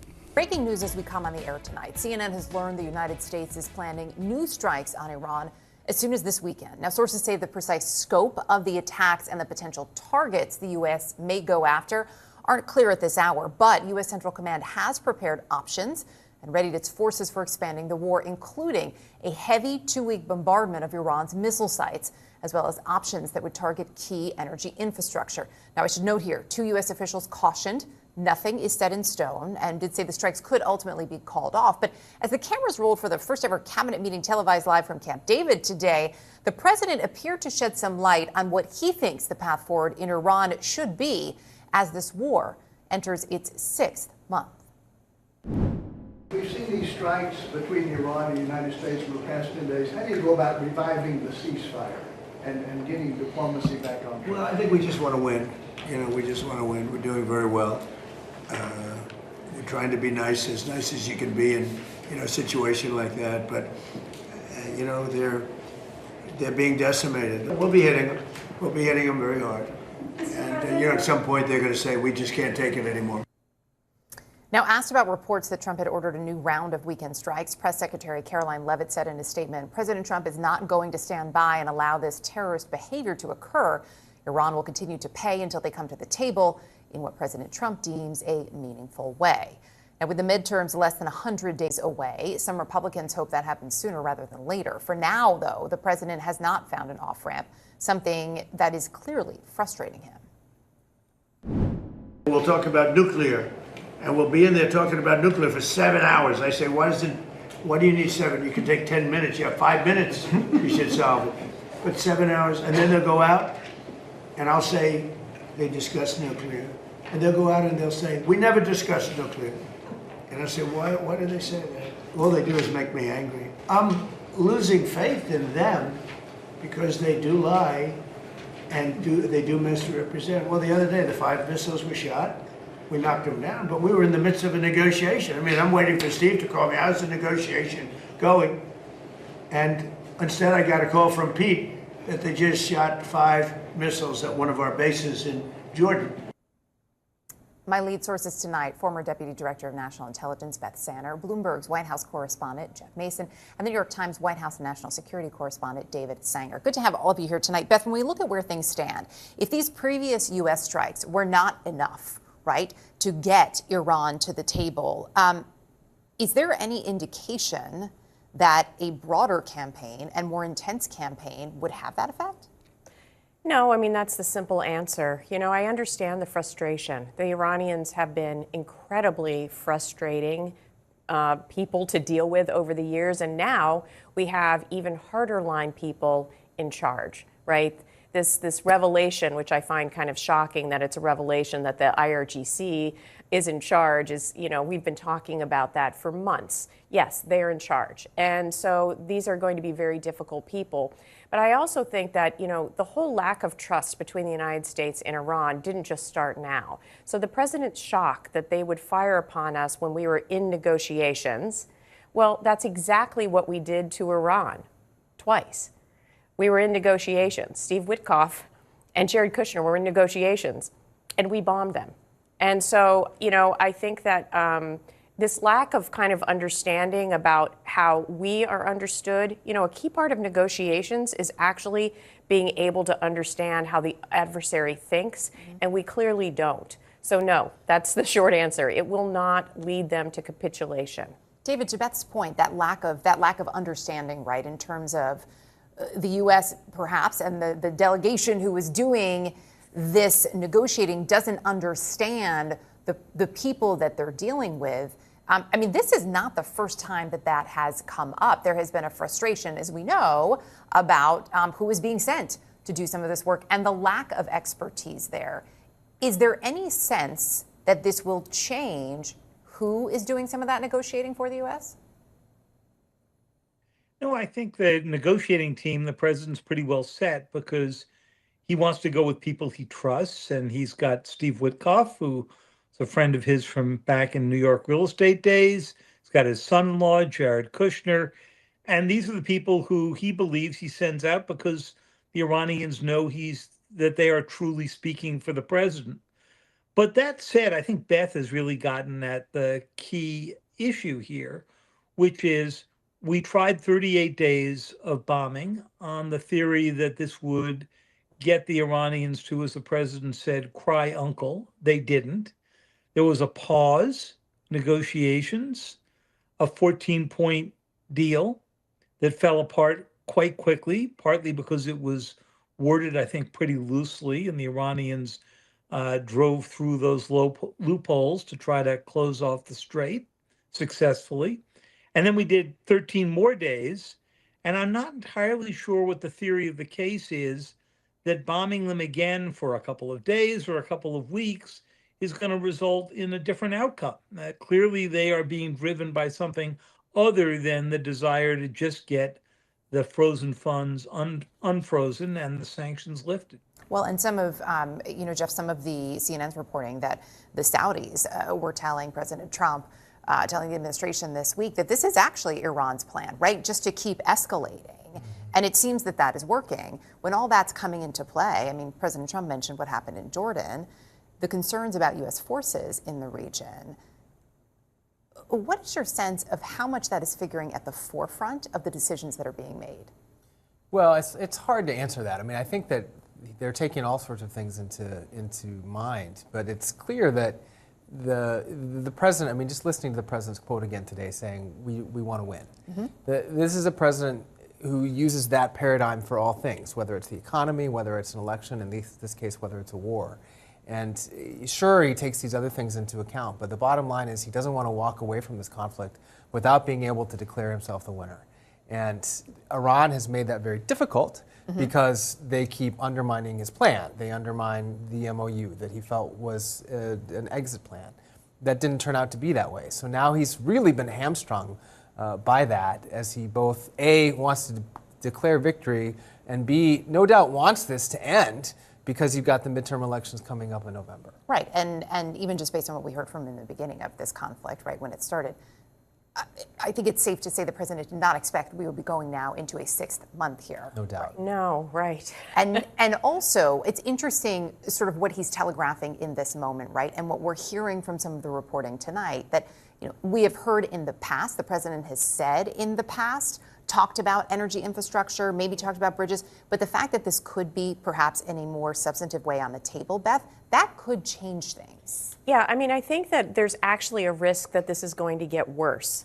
And that's my big concern. One of the points of discussion is that maybe Israel would join us in this strike. Wow, that would be a bad idea, in my view. Why? Because that really, again, expands it regionally. So Iran, Tasman News tonight said, one of the Iranian official news stations said tonight that if that happens, then we will be attacking Israel again. Now, we've just made, actually, I'm very congratulatory of the administration for all the work they're doing on Lebanon. Well, that could take that whole thing off the table, and we could see Hezbollah back in the game, right? Because we have the Iraqi militias in the game. We have the strike on the U.S. LNG tankers off of Egypt. So we're seeing things happening now that are, horizontally expanding and vertically escalating as well. And so, this strike would be vertically, but we don't want this kind of more regionalization. We're trying to contain and focus on getting the strait open. This is not, it could be a problem. And I would add to that an escalation on the U.S. side, in terms of if past is prologue, does not lead to a crying uncle on the Iranians. No. So that escalation is probably only going to lead to more escalation from the other side. And that means there's really no end in sight. Yeah, and they're going to strike back at the Gulf, no doubt. Right. And plus Israel, if they join in. So as we're watching all of this play out, another point of frustration, or perhaps maybe a wall that the president is coming up against, involves Todd Blanche, of course. Republican senators John Cornyn, Tom Tillis, really digging in against that nomination for Attorney General over the administration's refusal to formally kill in writing the president's $1.8 billion anti-weaponization fund, and also provide assurances about certain tax investigations. So I just want to play part of what the president had to say about that earlier today. Just to be clear, do you agree with the acting attorney general that the anti-weaponization fund is dead? And why not just put that in writing? Well, it is dead, but, I wish it weren't, to be honest with you. I think people were horribly treated, horribly abused. This has nothing to do with Todd. This was me. Horribly abused. And I'd like to see them compensated for the pain. It is dead. I wish it wasn't. There's a lot of talk about getting things in writing, David. In many ways, that may have clarified for the senators why they want that in writing. Absolutely. Look, Todd Blanche said it was dead under oath in front of a committee. And yet, when the senators asked the Justice Department to simply put this in writing so that it represented the administration's view, they couldn't bring themselves to do it.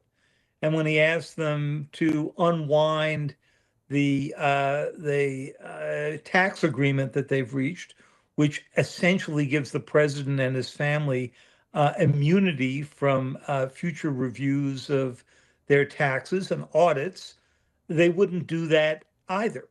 So I think it's fairly clear that the administration is leaving open its options to be able to renounce those. And the president's making a big bet if he thinks that he can hold this over to the next Senate. It might work if he holds on to the Senate. We are learning that the U.S. is planning to launch fresh strikes on Iran as soon as this weekend. That comes as President Trump gathered his cabinet at Camp David while the administration tries to find an off-ramp from the war. Two U.S. officials say the scope of the strikes and potential targets are not clear, and they could still be called off. The U.S. officials say the military has prepared options and readied its forces for expanding the war. President Trump signaled that the fighting is unlikely to stop anytime soon. Iran is doing very poorly. Just in case you read incorrect stories, they're doing very, very poorly. They're having a hard time. We'll be hitting them very hard. And at some point, they're going to say, we just can't take it anymore. All they do is make me angry. You know, you just make me angry. I'm losing faith in them. For more, we're joined now by CNN national security analyst Alex Plitzas with us live. He's also the director of the counterterrorism program at the Atlantic Council. Alex, what are you hearing in terms of the latest potential for strikes from your sources? Hearing that the strikes are quite likely, and it's because, as you correctly characterized in the introduction, the members of the national security apparatus in Iran are digging in their heels, particularly members of the IRGC and the Supreme National Security Council, who don't want to return the Strait of Hormuz to pre-war conditions and have been pushed back against the deal that civilian negotiators had come to an agreement on. So it looks like a package of strikes may be possible in the coming days. What do they strike? So there's a couple of options that I think are on the table. A limited, shorter series of strikes that's designed just to take out additional infrastructure as sort of a warning message to get people back to the table, because the president already warned about 10 days ago or so that if Iran misbehaved again, that's what would happen. And moments ago, a tanker off the coast of Oman was struck by a projectile. So it looks like there may have been another attack by Iran just now, which is a clear message back to the United States.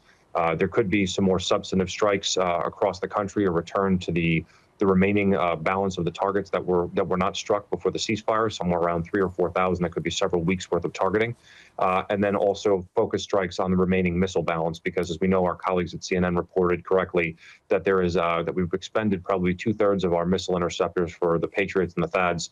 And that's what's used to shoot down the incoming missiles. And so to protect U.S. forces in the region, those would need to be taken out as well, to try to make sure that we protect not only ourselves, but our Gulf allies in Israel as well. Of course, the United States started this war working with Israel. There's also news from Israel. President Trump announcing last night that he'd made a deal with Hamas in Gaza to disarm. Today, he talked about that. Listen. I do have an understanding with Israel. Israel is very happy about it. Now, will it go through its ups and downs? It's a very complex situation over there. The people are very complex and difficult. Many cases wonderful, in many cases not so wonderful. But that will be it's a great breakthrough. So what is Israel saying? What is Hamas saying? And are they saying that there is, in fact, a deal? So they are saying there's, in fact, a deal, and it's actually quite historic. So it's a 15-point deal, and for the first time, Hamas has committed on paper to actually handing over its weapons. Now, the specifics of this are important, as is the sequencing, and we are seeing a little bit of verbal back and forth from both sides. So there's a national technocratic committee that's been established to oversee Gaza, which means none of the militant groups are sort of running it. And so there would be a phased withdrawal from the Israelis, and tied to that as well would be a handover of weapons, whether those are completely decommissioned or whether those are stored under the administration of that new committee, remain to sort of be seen in the long run. But Hamas was making it clear they were handing it over to the committee and not the Israelis. The Israelis have made it clear that they're not going to withdraw until there's verification of the demilitarization and decommissioning of some of these major military targets that were left to be struck. So it's a little bit of fighting over the sequencing, kind of similar to the arguments we've seen between Iran and the U.S. over who does what first. But this is much further than Hamas has ever committed to on paper. So Both sides really do distrust each other, so they're going to have to work through that, and the details are what's important. So good step, but a lot more to go from here. Sources tell CNN that the U.S. is planning new strikes on Iran, as the president says, quote, all they do is make me angry. The story is botched. The Justice Department drops its case against a former Olympian accused of damaging the Washington reflecting pool, who the administration is blaming now. And the story is new danger, Russia's deadly new tactic for sowing chaos in Ukraine, bringing the war to civilians far from the front lines. We begin with this. Just into CNN, an unknown projectile has hit a tanker off the coast of Oman near the entrance to the Strait of Hormuz. That is according to a report received by a British maritime monitor. It did not say who was responsible for that attack. Meanwhile, we are learning that the U.S. is planning to launch fresh strikes on Iran as soon as this weekend. That comes as President Trump gathered his cabinet at Camp David, while the administration tries to find an off-ramp from the war. Two U.S. officials say the scope of the strikes and potential targets still not clear, and they could be called off altogether. President Trump signaling that the fighting is unlikely to stop anytime soon. Iran is doing very poorly. Just in case you read incorrect stories, they're doing very, very poorly. They're having a hard time. We'll be hitting them very hard. And at some point, they're going to say, we just can't take it anymore. All they do is make me angry. You just make me angry. I'm losing faith in them. A senior Hamas official tells CNN the militant group has agreed to give up its weapons, but only if Israel upholds its obligations under this October ceasefire agreement, which includes withdrawing its forces in Gaza and the so-called Yellow Line.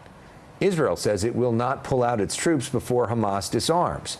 Despite all this uncertainty, President Trump is calling that deal a breakthrough.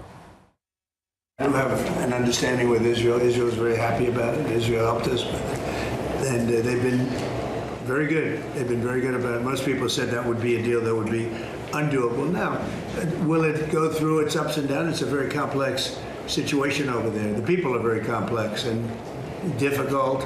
In many cases wonderful, in many cases not so wonderful. But that will be it's a great breakthrough. Nobody thought that would be possible, to disarm Hamas. CNN's Jeremy Diamond is in Tel Aviv following the latest. Jeremy. We haven't heard anything from the Israeli prime minister about this, and a source familiar with the matter tells us that we're unlikely to hear the prime minister publicly disagree with this deal that has now emerged. But that being said, we've seen across the Israeli political spectrum, and certainly within Netanyahu's own government, concern about this agreement, a belief that it doesn't go far enough in terms of putting Hamas truly out of power and disarming Hamas. Israeli officials had previously said that they wanted to see any weapons from Hamas taken out of the Gaza Strip or destroyed entirely, not stored away under the control of a Palestinian technocratic government, as is the case in this plan. And what's important to note here is that any progress on Hamas's disarmament, as agreed to in this agreement, is contingent upon Israel taking steps first to move forward and allow for that disarmament to take place. I spoke with a senior Hamas official who told me that they're not going to begin the process of disarming until Israel first abides by its commitments under this ceasefire agreement. That includes stopping the near daily airstrikes that we have seen in Gaza since this ceasefire came into effect nearly 10 months ago, killing more than 1,200 people. It also means pulling Israeli troops back to the Yellow Line as agreed to in October. As you know, over the last several months, Israel has been slowly taking over more territory inside of Gaza, and in the latest indication of how difficult this process is going to be moving forward, one Israeli official telling us that Israeli troops will not move in Gaza, will not withdraw away from the current version of the Yellow Line until Hamas disarms. That's putting things the opposite way, that Hamas says this agreement should move forward. And also, frankly, U.S. and Board of Peace officials making clear that there are a number of steps that Israel must take in order for this disarmament process to begin. Onwards, an unknown projectile has hit a tanker off the coast of Oman near the entrance to the Strait of Hormuz. That is according to a report received by a British maritime monitor. It didn't say who was responsible for that attack. While the Trump administration tries to find an off-ramp from the Iran war, the U.S. president gathered his cabinet at Camp David. This all comes as we are learning that the U.S. is planning to launch a new round of strikes as soon as this weekend. CNN's Kristen Holmes has more for us. The United States is planning fresh strikes on Iran this weekend, although it's not clear what exactly the scope is going to be. Now, this comes at a time where U.S. Central Command has been preparing a number of different options. One of those options is expanding the war, and it would include a 2-week bombardment of Iranian missile sites. Another one of the options that we have heard is being prepared for is the striking of energy sites. Now, one thing to make clear, we've been down this pathway before. President Trump has said he's going to commit these strikes, and these U.S. officials who are telling us about what the preparing is to go into this weekend, they are also noting that nothing is finalized until those strikes actually happen. President Trump, he certainly seemed intent on ratcheting up the military action earlier today. Here's what he said. We'll be hitting them very hard. And, at some point they're going to say, we just can't take it anymore. We just want to win. We don't want to have them. It's very simple. They cannot have a nuclear weapon. Now, it feels as though the U.S. and Iran has come to some kind of an impasse, and there has to be something that happens to change the current state of play. We know behind the scenes mediators are trying to bring Iran and the United States back to the table for that negotiating. But right now, it certainly doesn't seem as though they are headed in that direction. Now, one other thing that we have learned from U.S. officials is that there's been talk about potential strikes on nuclear sites, including Pickaxe Mountain. Now, that wouldn't be only Pickaxe Mountain, but that'd be one of them. This is something that experts are really divided on, just whether or not it would actually make any kind of impact. But, of course, again, we're waiting to see what actually happens over the weekend, but we are told that the U.S. as of now is planning a new set of strikes as early as this weekend. Kristen Holmes, CNN, the White House. Well, on that, CNN national security analyst Alex Plitzer says the U.S. has a few options with these new strikes. He told us earlier what he's hearing about the possible targets. Hearing that the strikes are quite likely, and it's because, as you correctly characterized in the introduction, the members of the national security apparatus in Iran are digging in their heels, particularly members of the IRGC and the Supreme National Security Council, who don't want to return the Strait of Hormuz to pre-war conditions and have been pushed back against the deal that civilian negotiators had come to an agreement on. So it looks like a package of strikes may be possible in the coming days. So there's a couple of options that I think are on the table. A limited, shorter series of strikes that's designed just to take out additional infrastructure as sort of a warning message to get people back to the table, because the president already warned about 10 days ago or so that if Iran misbehaved again, that's what would happen. And moments ago, a tanker off the coast of Oman was struck by a projectile. So it looks like there may have been another attack by Iran just now, which is a clear message back to the United States. There could be some more substantive strikes across the country, or return to the remaining balance of the targets that were not struck before the ceasefire, somewhere around 3,000 or 4,000. That could be several weeks worth of targeting, and then also focus strikes on the remaining missile balance, because as we know, our colleagues at CNN reported correctly that there is that we've expended probably 2/3 of our missile interceptors for the Patriots and the THAADs, and that's what's used to shoot down the incoming missiles. And so, to protect U.S. forces in the region, those would need to be taken out as well, to try to make sure that we protect not only ourselves but our Gulf allies in Israel as well.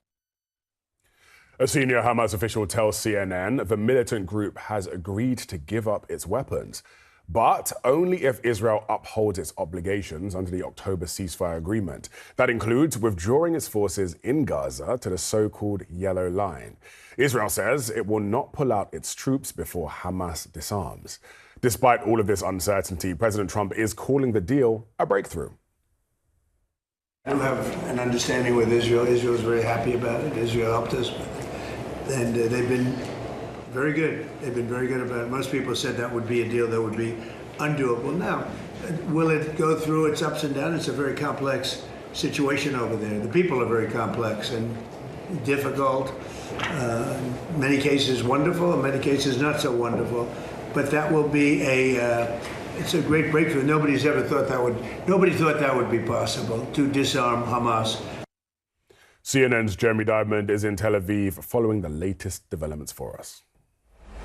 We haven't heard anything from the Israeli prime minister about this, and a source familiar with the matter tells us that we're unlikely to hear the prime minister publicly disagree with this deal that has now emerged. But that being said, we've seen across the Israeli political spectrum, and certainly within Netanyahu's own government, concern about this agreement, a belief that it doesn't go far enough in terms of putting Hamas truly out of power and disarming Hamas. Israeli officials had previously said that they wanted to see any weapons from Hamas taken out of the Gaza Strip or destroyed entirely, not stored away under the control of a Palestinian technocratic government, as is the case in this plan. And what's important to note here is that any progress on Hamas's disarmament, as agreed to in this agreement, is contingent upon Israel taking steps first to move forward and allow for that disarmament to take place.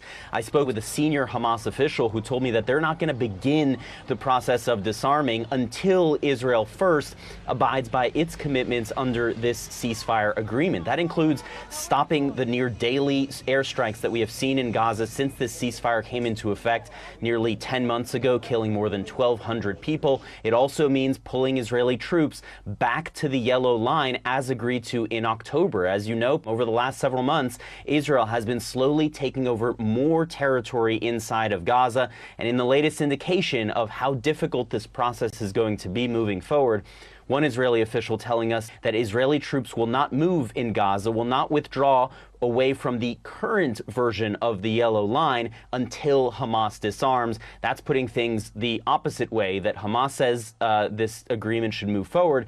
And also, frankly, U.S. and Board of Peace officials making clear that there are a number of steps that Israel must take in order for this disarmament process to begin. Fending off a new wave of drone attacks, the General Staff of the Army told residents that any explosions heard are the results of interceptions. It is not clear what was targeted, and the news comes as we're learning that the Trump administration is planning to launch fresh strikes on Iran as soon as this weekend. Two U.S. officials say the scope of the strikes and potential targets are not yet clear, and they could still be called off. But President Trump signaled that the fighting is unlikely to stop anytime soon. Iran is doing very poorly. Just in case you read incorrect stories, they're doing very, very poorly. They're having a hard time. We'll be hitting them very hard. And at some point, they're going to say, we just can't take it anymore. All they do is make me angry. You just make me angry. I'm losing faith in them. It could be a crucial step toward achieving a lasting peace in Gaza. A senior Hamas official tells CNN the militant group has agreed to give up its weapons, but only if Israel upholds its obligations under the October ceasefire agreement. Now, that includes withdrawing its forces in Gaza to the so-called Yellow Line. Israel says it's not going to pull its troops before Hamas disarms. Now, despite all of this uncertainty, President Trump is calling the deal a breakthrough. Joining me live now is CNN's Jeremy Diamond. He is coming from Tel Aviv. Good morning to you, Jeremy. Are we already at an impasse here? Because Hamas says we're not going to lay down arms until Israel withdraws. Israel says we're not going to withdraw until Hamas disarms. Can this deal even be implemented? Well, as significant as it is that these two sides were able to reach a deal in the first place, it is equally significant the number of challenges that we've already seen emerge in the hours since Hamas reached this deal with the Board of Peace. And frankly, U.S. and Board of Peace officials are quite clear-eyed, it seems, about the challenges that lay ahead, even as they were touting this as a significant milestone. Nikolai Mladenov, the High Representative for Gaza in the Board of Peace, made clear that what comes ahead is even more important than the months of negotiations that led us to this place where Hamas has agreed to hand over its weapons to a Palestinian transitional government under the auspices of the Board of Peace and with the support of the International Stabilization Force. And a lot of that stems from the fact that this is a sequenced agreement, and that just as Hamas is making clear that Israel must uphold certain commitments before it begins the process of disarming, we've also heard from U.S. and Board of Peace officials that there are commitments that Israel needs to uphold here in order for to unlock Hamas's the first steps of Hamas's disarmament. And that would include a range of things. First of all, an actual ceasefire in Gaza, rather than the near daily Israeli strikes that we have seen there that have killed more than 1,200 people in the nearly 10 months since that ceasefire went into effect. And then, yes, there is this issue of withdrawing troops from parts of the Gaza Strip. As you know, Salma, over the last several months, Israeli troops have been seizing more and more control of Gaza's territory beyond the yellow line that was agreed to back in October. And Hamas is saying that Israel must pull those troops back to the yellow line as it was agreed to in order for any of this process to begin. And already we have seen that while the Israeli government hasn't publicly commented on this yet, an Israeli official has told us that there will be no withdrawal of troops away from the current yellow line, meaning the yellow line as Israel has now drawn it through its encroachment upon additional square kilometers of Gaza's territory.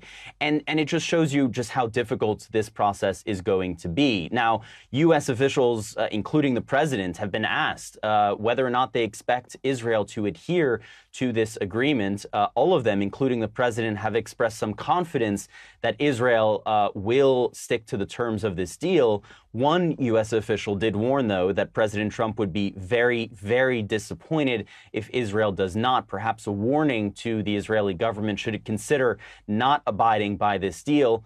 But you look at the political reaction in Israel, really across the political spectrum, opposition to this agreement shows you just what a difficult political position the Israeli prime minister is. On the one hand, is the U.S. government pressuring him to abide by this deal. On the other hand, the Israeli public, a public that's going to be voting in elections in less than 3 months, by and large, quite adamantly opposed to this new agreement. Next to the Middle East, where Saudi Arabia is pushing for peace. The kingdom's defense minister made a trip to Washington this week to meet with President Trump and Vice President J.D. Vance. Now, sources say that he told the president that Saudi Arabia wants the Iran war to de-escalate and that prolonging the conflict carries major risks. The high-stakes visit came just a day after the U.S. and Saudi Arabia conducted joint military operations against Iranian-linked militias in Iraq. Let's go to Hisham Al-Ghanem. He is a non-resident scholar with the Malcolm H. Keir Carnegie Middle East Center. Good afternoon to you, first of all. Thank you so much for joining us, because we've seen almost two sides of Saudi Arabia this week. It was coordinating military action with Washington in Iraq. At the same time, it deployed a delegation of top officials to the White House to urge President Trump to de-escalate. Why is the kingdom walking this tightrope, and what is their position here? Glad to be here. Thank you. Frankly, and taking everything that happened last week into account, and as you alluded to, I believe that the Saudis are navigating something that is genuinely very difficult. You know, the whole situation is very delicate. So hitting back at Iranian proxies in Iraq, and also building a maritime coalition for the Red Sea, and also backing up Arab states under attack. All of these at the same time, while also keeping an open and a very active channel with Tehran. I think this is extremely challenging. But I sincerely think that the choice to strike Iraq while staying out of the wider conflict, if I may call it, is a very complicated choice for the Saudis, to say the least, but also a very necessary and a sophisticated choice for them. And I have to say that we're witnessing now, in my view, a significant and a qualitative change from how the kingdom has handled these situations in the past. I mean, when it comes to Iraq, for instance, for years now, Saudi absorbed attacks, it relied on diplomatic measures mainly. But I think that this approach, I mean, the soft handling, have definitely reached its limits.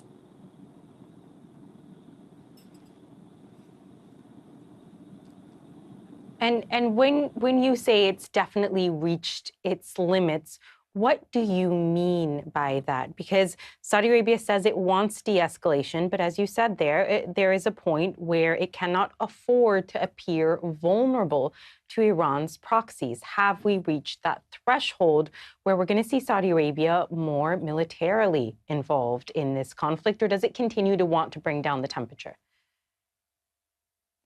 Well, Selma, and of course, this Saudi evolving approach comes with real risk. The clearest and biggest in my mind is entering a cycle of strikes and counter strikes that could pull the region into a worse situation than the current status quo. But I have to say, this is exactly why the Saudi response, was carefully measured. It was precise, focused strikes on specific armed group sites, directly linked to the attacks on the Saudi oil installations and facilities. So there is no intent for escalation, but also, in my opinion, the Saudis will not hesitate to act if attacked again. So targeted, limited, and as they say, by the book. Not an open door to wider conflict.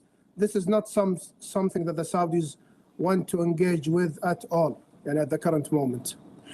But I believe also that... And you describe this, I'm sorry to interrupt here, because you're describing this as limited and targeted. But Saudi Arabia is also facing threats from multiple fronts. I have to ask you about the Houthis, who are now threatening Saudi Arabian energy facilities, specifically Abqaq, which is the world's largest crude oil processing facility. How does the kingdom respond to multiple threats on multiple sides here? The same is applicable to the Houthis. So the joint strikes in Iraq, I think it will send a clear message. The kingdom will respond to attacks coming from anywhere in the region. For instance, in Iraq, we know that at least 4 non-Iraqi, specifically Iranian military advisors, were killed alongside the militia fighters. So this wasn't a message to the proxies alone, whether it's the Houthis or the PMF in Iraq. I think it was a message to Tehran also. Both the militias and their supporters and backers are now on high alert, definitely. But beyond the tactical, when it comes to the strategic dimension, what I think is Saudi Arabia is building points to something bigger. And I would say a regional security order that does not depend only on any single outside power to hold it together. So we have the Red Sea Coalition, the legal record being built, the economic infrastructure, reducing dependency on contested waterways. These, in my view, are all steps or an attempt toward a gradual shift at the current moment, from the model that defined the region for the past, Selma, for 3 decades, where security was a business left to exclusively external powers to provide. Of course, the danger in that shift is that building a new security order takes time in this boiling region. Now a CNN exclusive. Sources say that the U.S. is asking military analysts for creative and unconventional ideas to punish Iran. The United States essentially crowdsourcing new ways to wage the war President Trump launched now in its 6th month. CNN's Kevin Liptak is joining us with details, and we're also joined by CNN military analyst, retired Air Force Colonel Cedric Leighton. And let's first go to Kevin Liptak at the White House. And Kevin, what are you learning about this? Yeah, and it is kind of a remarkable email that I think underscores the difficulty that the administration, the White House, the military are having in trying to shake loose any concessions from Iran. You know, this war has stretched on for months, and there doesn't seem to be any indication yet that Iran is loosening its stranglehold on the Strait of Hormuz, that it's willing to concede on the nuclear program. And what this official at Central Command, he was in the intelligence, they were in the intelligence branch, and what they wrote to this wide group of analysts was essentially looking for some new ideas. We are looking for new and unconventional ways to pressure and punish Iran, is what they wrote in this email, trying, in the words of one official, to kick off a brainstorming session to see if there were any thoughts within the broader community of analysts about some way to shake loose this war, because it has ended up at something of a stalemate. Now, what CENTCOM has said is that this is somewhat typical. They say U.S. Central Command has a long history of thinking and working in innovative ways. That's a spokesman for CENTCOM there.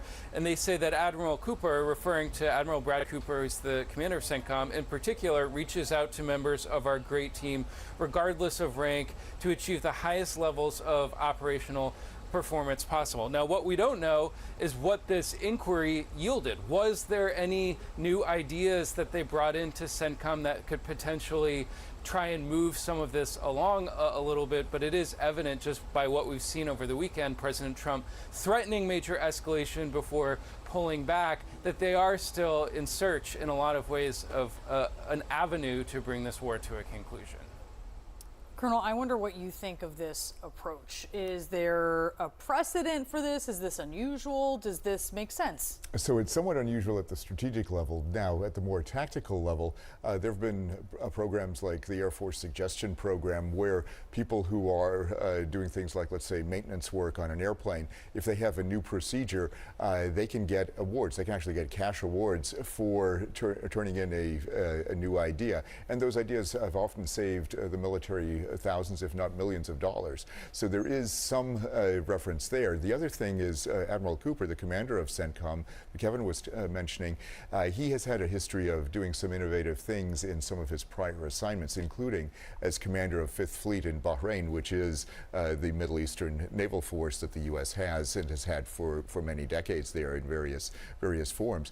So the innovative approaches that they're seeking at the strategic level are kind of interesting, because usually that's kind of the province of a planning group, kind of the province of people who are developing war plans. We've basically gone into, I think this is kind of a tacit admission that we've gone into this war without using those war plans or moving them around in such a way, the components of those plans in such a way that we really don't have a desired end state. And this is why they're soliciting kind of a crowdsourcing effort there. Yeah, and Kevin, what did CENTCOM tell CNN? Anything else? Well, I think that the way they're describing it is sort of a routine measure to try and get the temperature from the people who are actually responsible for planning this war and may have some insights that didn't necessarily rise up to the level of the military brass. I think, what we don't know yet is whether this has shaken anything loose. And I think what you've heard from the president today, still continued frustration at the state of diplomacy with Iran, less than 24 hours after last night saying that he thought a deal was to be had on the Strait of Hormuz and that the Gulf countries were working to try and make that happen. You hear from him that state of frustration that the diplomacy is not yet yielding what he thought it would. And I think that just goes to show why the military is looking for some new ideas here, because clearly what the president has been trying is frustrating not only him, but some of the people who are trying to carry out this war in a way that hasn't yet produced what the president is looking for. And Colonel, Iran's foreign ministry says it's in talks with Oman to establish a safe, temporary, that might be the key word here, route for vessels through that critical waterway.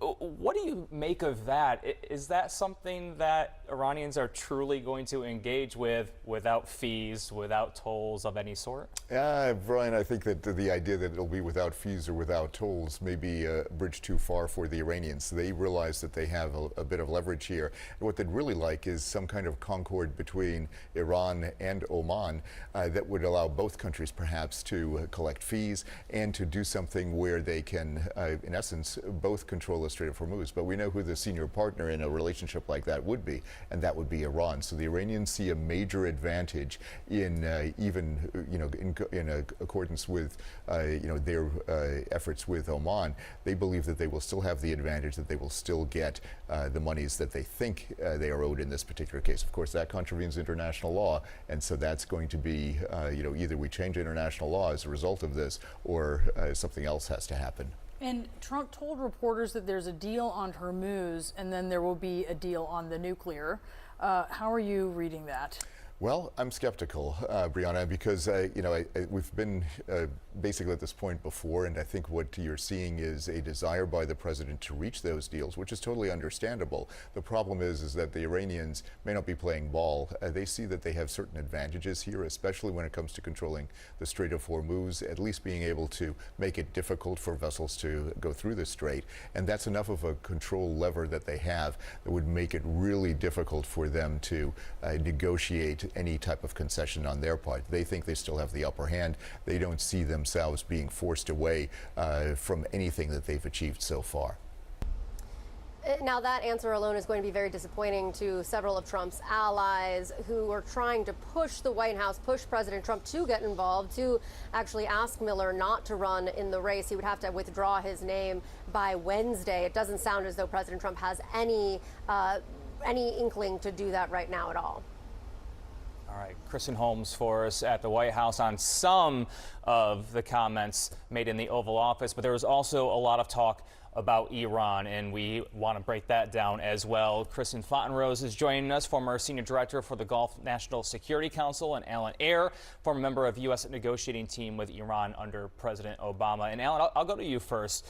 We heard in the Oval Office there the president say this is a last chance for Iran. I feel like we've heard similar rhetoric before. Are we getting closer at this point to that being truly a last chance? No, I think we're caught in a doom loop. We've heard this many times before. President Trump has repeatedly threatened to annihilate Iran, to expand into civilian infrastructure, and then he says, oh, in fact, we're on the verge of a great triumph, so I'm going to stand down for the moment. So I think this is just like every previous time, and it's indication that the U.S. administration really is at an impasse and doesn't know what to do next. He is saying it's the last chance. I think a lot of people watching this completely agree with what you're saying, Alan. There's a feeling that what he's threatening doesn't really carry that weight, Kirsten. He threatens these massive attacks and then pulls back on them. We saw that over the weekend. I mean, how are you seeing this moment and where we're actually headed and the kind of leverage that he has or does not have? Well, remember that the strategy is to economically squeeze Iran with the naval blockade, not to necessarily arrive at a deal immediately and not necessarily to demolish them militarily. So he has to buy the time to apply that squeeze. And what you're watching happen is less about the mediators' activity behind the scenes, which is significant. It's about what each side is intending through their messages right now. The president needs oil prices to stay low. He's under domestic international pressure to do that. That buys him time. As long as oil prices maybe rise a little, come down a little, markets maybe get a little upset, then they calm. That buys him that economic squeeze time. Iran knows that. They know about the pressure he's under. So for them, they want to issue these ultimatums. We are not negotiating. There are no talks happening. They're trying to scare the markets. They're trying to spike oil prices. They're trying to panic economic markets. Because they know that makes that pressure on him worse, they think that will drive him to a deal. He thinks the ultimatums about the military end is coming are what will drive Iranian leaders to a deal because they are not concerned about the welfare of the country or the people. We've established that through ongoing operations. They're really concerned about their hold on power and their ability to leverage it. And so if he erases all of their military power or he goes in after things like the electricity grid, then they no longer have the reins of power. They can no longer exert a pressure on their populations. So they're both saying, we want a way out of this, but we think the way out is to make the other one bend the knee. Economically. And who has the top there? Because Iran also strategically is not willing to let go of control of the Strait, it seems. Although there's that conversation between Iran and Oman, it's unclear whether that conversation is truly going to be fruitful, especially for other U.S. allies in the region who allegedly called the president asking for him to not attack Iran again this time around over the weekend. So where does that stand? Does Iran basically have hostage of U.S. allies right now with the Strait? Not necessarily hostage. Remember, it's not necessarily in the U.S. disinterest, if you're the administration, to have them call and make that request. Because being able to say you backed off of a military operation to buy time for a deal gives you more time when that economic squeeze is taking place, is exerting, its impact on the Iranian economy. Makes you look diplomatic. Makes you look diplomatic. Well, now he is. He's saying, we're open to this deal. We want the negotiations to happen this afternoon. Is Iran willing to do it? So it puts them in that seat where they're now under international pressure to continue those talks. Because if they decide not to, the U.S. can say, we were pushed to this military decision because they would not make a deal and they were continuing to suffocate the international economy with their insistence on controlling the Strait. How are you seeing the issue of the Strait right now, Alan, where you have Iran denying it was negotiating, as Trump is really trying to say, yes, they're spending hours negotiating, but Iran saying they're in talks with Oman to establish a safe temporary route for vessels through the Strait. And then you see Saudi Arabia looking for workarounds also to deal with the Houthis. How are you seeing this? Well, I think in this case, Iran is to be believed. They've realized that it makes no sense to negotiate with the U.S. because the U.S., in their mind, can't be counted on to deliver on their commitments. So the main negotiations going on now are between Iran and the Omanis, with the Omanis consulting with the other Gulf countries. But at least what's clear to me is that this administration doesn't do diplomacy. It doesn't have the foreign policy apparatus. It's too internally inconsistent. So it's outsourced diplomacy to others, to Pakistan and Qatar in the beginning, and now it's wanting to see how the Omanis play out in these negotiations with Iran over the Strait. But the key issue, the only issue, is getting the Strait open as much as possible, as quickly as possible, because as Kirsten said, I agree 100%, it's a two clocks issue. Pressure on Iranian ports, pressure on the Strait of Hormuz. Unfortunately, this is the one where the alarm's going to go off first. Pressure on the Strait. President Trump with a new warning for Iran today, an ultimatum as he insists new peace talks are ongoing. Over the weekend, President Trump says he called off a massive attack at the request of Iran and allies in the Middle East, and that his decision was contingent on a proposed deal with Tehran being quickly agreed to. But today, the president made clear his patience is running thin, especially when it comes to the flow of oil export in the Strait of Hormuz. This is the last chance. This is not something that, if it doesn't happen, this is the last chance for them to sign a good document. I'm not going to let them charge. If anybody's going to charge, we'll charge. We're the one that has total control. We have total control. You know, we have a thing called a blockade with his Navy. And that Navy is, they call it a wall of steel, the United States wall of steel. And no, there's not going to be charging. We're not talking about charging at all. There won't be charging. The president's announcement of new talks with Iran has oil prices sinking today, despite no indication that Iran was prepared to fully reopen the Strait of Hormuz. Here with me now, the managing director of Clearview Energy Partners, Kevin Book. And Kevin, how is the oil industry viewing this plan by Iran and Oman to establish this safe, temporary route, as they're calling it, for vessels through the strait? Well, I think most operators in the region and those who work in the region, U.S. companies, foreign companies, don't want to pay more to travel through what would ordinarily be known as innocent passage, through territorial waters adjacent to the countries that are proposing to charge fees. That would be a big change. They don't want to do it. Okay, and then President Trump announcing plans to pause attacks on Iran. We see oil prices tumble 5%, 20%. Why does the oil market continue to believe that Trump, who CNN's David Goldman calls the president who cried peace, why does the oil market continue to react the way it does? Well, there's a very important role that he plays in deciding whether or not there's going to be an attack. So we have very little information coming out of a war zone. The fog of war is thick. There's a lot of mystery. And so you can track ships, you can look at fundamentals, but a very significant change of the order that the president had been discussing. The biggest attack since World War II could very easily disable a lot of capacity in the region. Reprisals could disable a lot of capacity. If he says it's off, the market sells off until it learns something else. So does it react more so on words than action or inaction? Well, fundamentals matter. There's a lot going on besides what the president says. So oil that doesn't come out of the Strait of Hormuz is a shortage, and that shortage drives up prices. But there's another shortage, a bigger shortage, a shortage of refined products, fuels, gasoline, diesel, the fuel we use. Now, one of the things that's happening is that the oil price isn't going up as much because the refineries that can't get the oil aren't using it.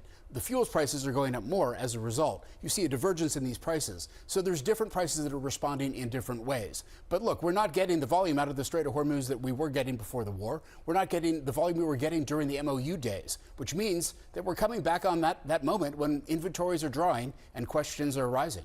Well, despite not having that volume coming out of the Strait, prices, the profits for oil companies is something that the president actually talked about just today, not long ago in the Oval Office. What did you make of those comments? Well, it's been a recurrent theme. Secretary Bessent brought it up in April and said that, oil prices are falling, the gasoline and fuel prices should fall too. In June, the president said he wanted to see lower prices. He said it again today.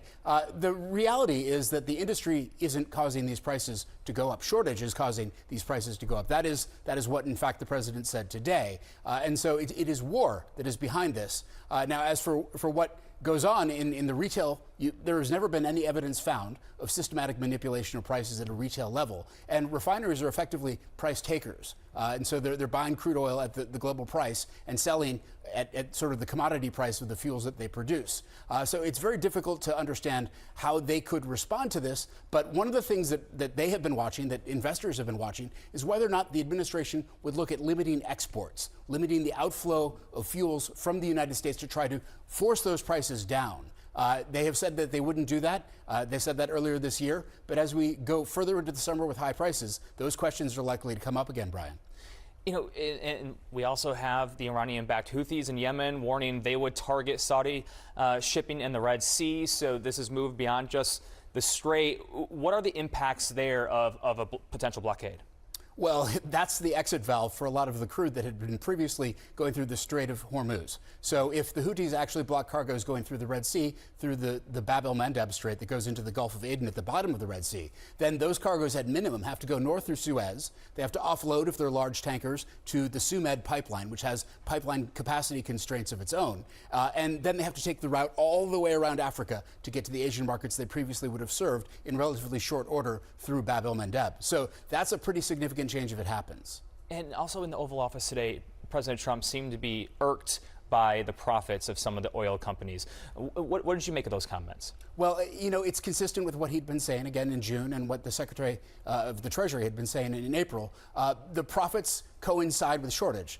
Oil companies don't usually get a lot of sympathy when they're experiencing significant losses at times of surplus. We as consumers tend to be pretty happy in those times, and we're not out there to complain about that. So it's cyclical. They make investments over the long haul. Prices go up and down, and their profits reflect that. A CNN exclusive. Sources say the Pentagon is asking U.S. troops for creative and unconventional ideas to punish Iran, essentially crowdsourcing new ways to wage the war President Trump launched now in its 6th month. CNN's Zach Cohen helped break this story and is here now with details. So, Zach, what are you learning about this? Yeah, sources telling me and our colleague Katie Bo-Lillis that the Pentagon is really trying to cast a wider net as it seeks fresh ideas for how to ramp up the pressure on Iran at this stage in the conflict, which we're told by multiple sources is not inherently a bad idea. This war was stated to only last about 6 weeks, and we're now in the 6th month of the war itself, which has really changed the calculus as far as military planners are concerned. We're told that the U.S. Central Command is really taking a look at its strategy as a whole and trying to reevaluate what it can do to try to push Iran to the negotiating table. And our sources are also saying there that this email, this crowdsourcing email, is a sign of the limited options that President Donald Trump has available to him at this point to try to get Iran to the table on his terms. And that's something that we've seen play out over the course of this conflict, whether it's concerns about the diminishing U.S. munitions stockpile, the fact that even Chairman of the Joint Chiefs, Dan Kane, has acknowledged that airstrikes, air power, have their limitations. So these stated objectives that President Trump has laid out since the beginning of the conflict, preventing Iran from obtaining a nuclear weapon and even reopening the Strait of Hormuz, has proven more challenging to accomplish with just military might alone. And we're seeing even now Donald Trump giving the Iranians one more chance to make some sort of an initial agreement over the Strait of Hormuz. But in the meantime, we do see military planners really trying to broaden the scope and solicit creative and unconventional ideas for how they can maybe handle the situation going forward. Certainly an intriguing peek behind the curtain.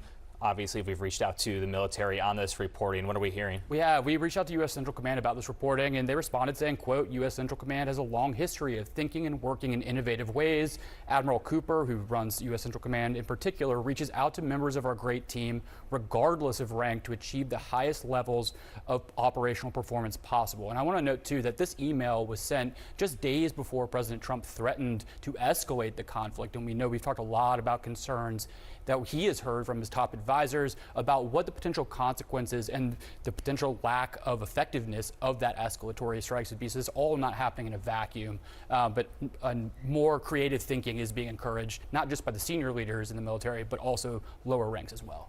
Tonight, President Trump says he is giving Iran one last chance to sign a deal at the request of America's Gulf allies. Many countries called, the leaders of many are friendly with a lot of them. Almost all of them, one way or the other, and they all wanted to give this a last chance. This is a last chance. This is not something that if it doesn't happen, this is the last chance for them to sign a good document. The president's tone has shifted back and forth multiple times over the last several days. First, he said the two sides had reached the parameters of a deal. After Tehran denied engaging in talks, he accused them this morning of being, quote, extremely duplicitous. Now he seems optimistic once again, suggesting the Strait of Hormuz could open as soon as Tuesday. Kevin Liptak is at the White House.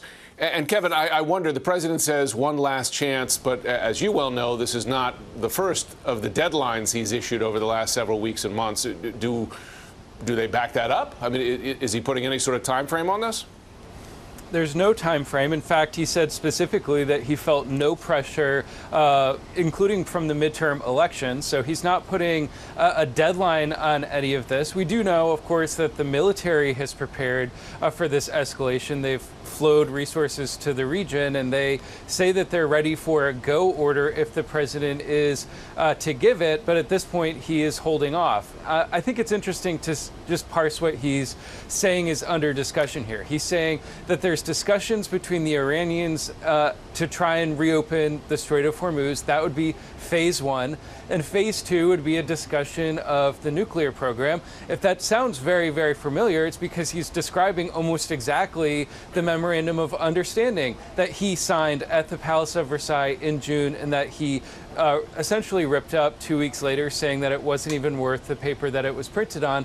Part of the reason he didn't think it was working is because he didn't think the Iranians were negotiating in good faith. And now he seems to be trying to put in place exactly the same thing with exactly the same Iranians who he still thinks are negotiating in bad faith. So where all of this leads, it's not particularly clear. And it's not even particularly clear where President Trump thinks that it leads, except to some sort of resolution of the conflict. Now, he did hold out the option that this escalation could occur. He called it decapitation, but he said he didn't want to necessarily go down that route because he was worried that it would kill a lot of people. And that does match what we've heard behind the scenes, advisors warning about the potential for civilian casualties. They've obviously also been warning about the prospects of dwindling munitions stockpiles, which I think is a concern not just for the United States, but for the entire region, you know, as the Saudis, as the Emiratis, the Jordanians, the Bahrainis, as they all look at potential retaliation from Iran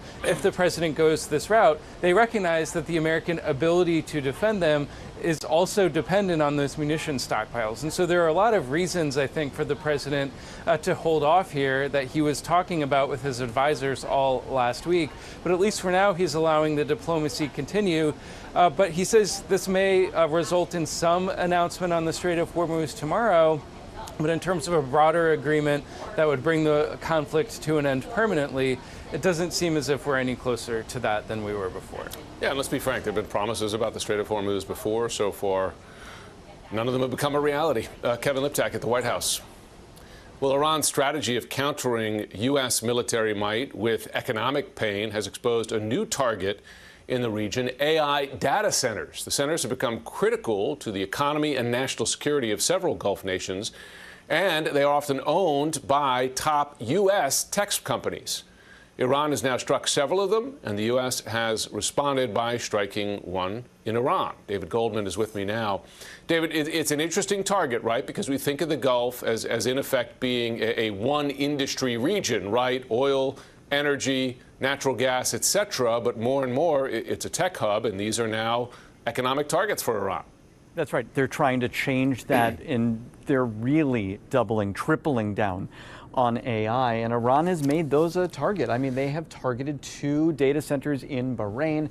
The United States, as you mentioned, targeted 1 in Tehran. The UAE has gotten hit, and so now there are 5 data centers that have been targeted in this war. The Bahrain one is particularly interesting because they were hit twice. First, Iran targeted it close to the beginning of the war on April 30th, and then it said it wasn't done. And just a few weeks ago, July 21st, there was a subsequent attack that basically demolished these Amazon facilities that are in Bahrain. So it's not just Amazon, it's lots of tech companies.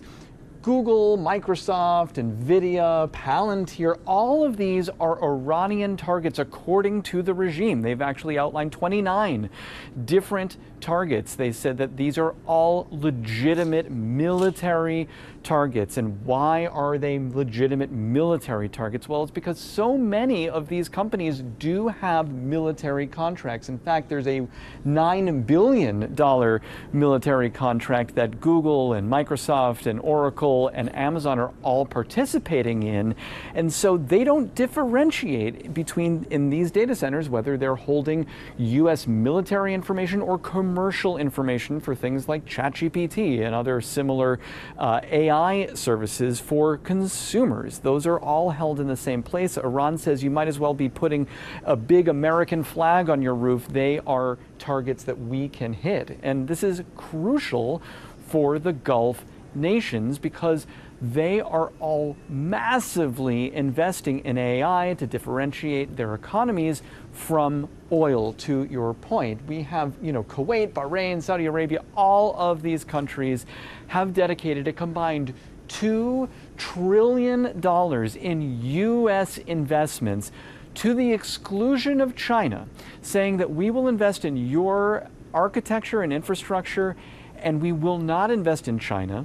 We'll create a third hub in addition to China and Silicon Valley so that investors can put their money here.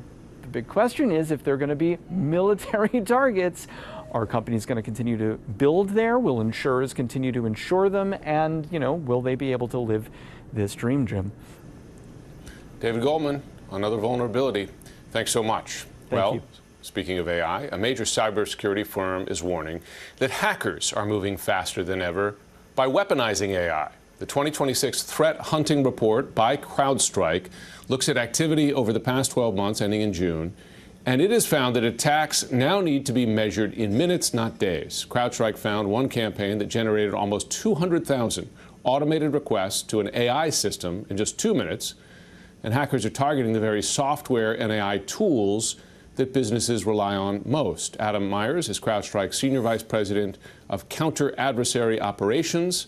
His team tracks criminal, state-sponsored, and national cyber attackers around the world. Adam, good to have you.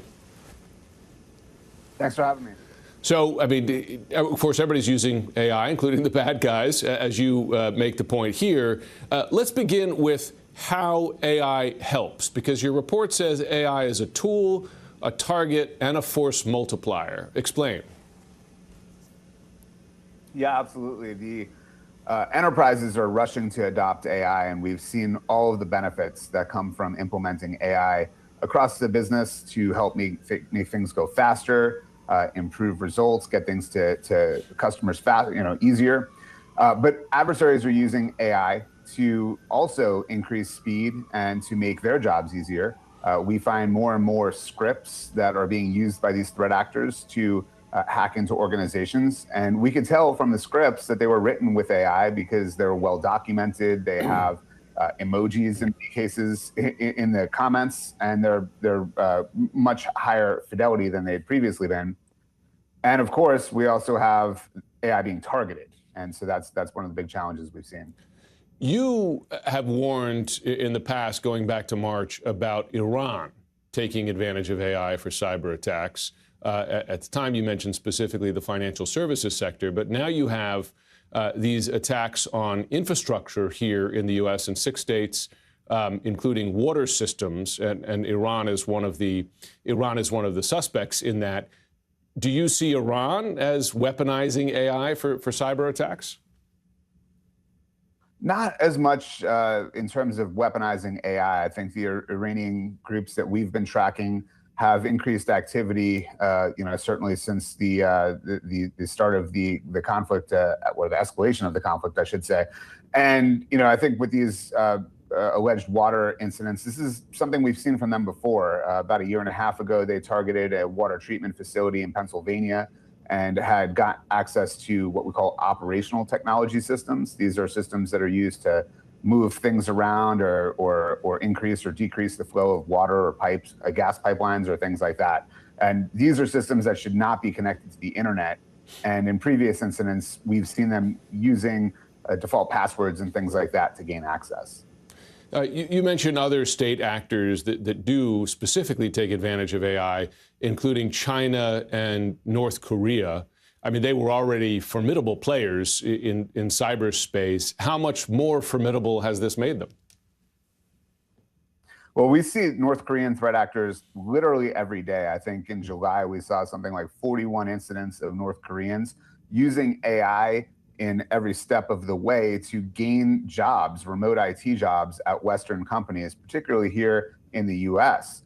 And what that looks like is they use AI to create LinkedIn profiles and resumes to make them attractive to recruiters. We see them using AI during the interview process to answer questions and even change their appearance using deep fake technology. And then finally, using AI to do the job once they gain that employment. All of that meant to generate revenue that goes directly to the weapons program in North Korea. Yeah. On China, we've seen that they're using AI for vulnerability research. And we've seen, and this report details, that China has fielded new vulnerabilities as weapons within 2 days of those vulnerabilities being released, and even as quick as 24 hours. Many organizations have kind of standardized on a 30-day patch cycle. And that's completely obsolete in what we found since really the beginning of this year and the increase in the vulnerability speed. This is something that's a huge challenge for organizations. They need to patch in 24 to 48 hours, not 30 days. Okay. Now, even before the rapid acceleration of AI, the cyberspace was, as I don't have to tell you, extremely active, and a lot of attacks worked. I just wonder, is AI making existing cyber protections, which were already vulnerable and full of holes, if not obsolete, just much more vulnerable? No, I think that's actually the good news story, is that we've been implementing AI, and many other companies from a defense perspective have been using AI as a force multiplier. And you mentioned that a few minutes ago. As AI allows security teams to make decisions faster, to keep pace with the adversary, it's actually really helpful. Where we need to be very careful, and one of the things we call out in this report is with AI, specifically something called CI/CD pipelines, or continuous integration, continuous deployment, meaning that as code is being pushed by developers, that gets instantly sucked down and implemented by these systems. And we've seen an increase in supply chain attacks. In fact, in just one day, we saw over 300 supply chain attacks against various dependencies that are being used across that AI ecosystem. So that's a big blind spot that I think organizations are not well aware of. Right now, President Trump is once again lashing out at Iran just hours before planned talks with the regime. In a new social media post, he called Iran's leadership duplicitous for asking for the talks and then denying the discussions. He said, nothing gets through to Iran unless we want it to, and nothing will get through unless a deal or total surrender is accomplished. He also reiterated his goal of Iran never having a nuclear weapon. With us here in the Situation Room, CNN Global Affairs analyst Kim Dozier and Michael Allen. He's a former special assistant to President George W. Bush for national security. Kim, what do you make, first of all, of the president's latest social media post? Well, he doesn't like getting called out by the Iranians, who are saying we're in talks with Oman, but not with the United States. This is something that they have consistently stuck to since the Memorandum of Understanding was signed in June, saying that they have not agreed to talks with Washington. So what we have is, once again, we're stuck in Groundhog Day, where President Trump threatens massive strikes, and then we hear Gulf allies intervene because they know whatever strikes the U.S. metes out on Tehran, Tehran has promised to do the same to the much closer Gulf allies. And the allies, they don't want their energy infrastructure, et cetera, hit, and their people are tired of this constant barrage.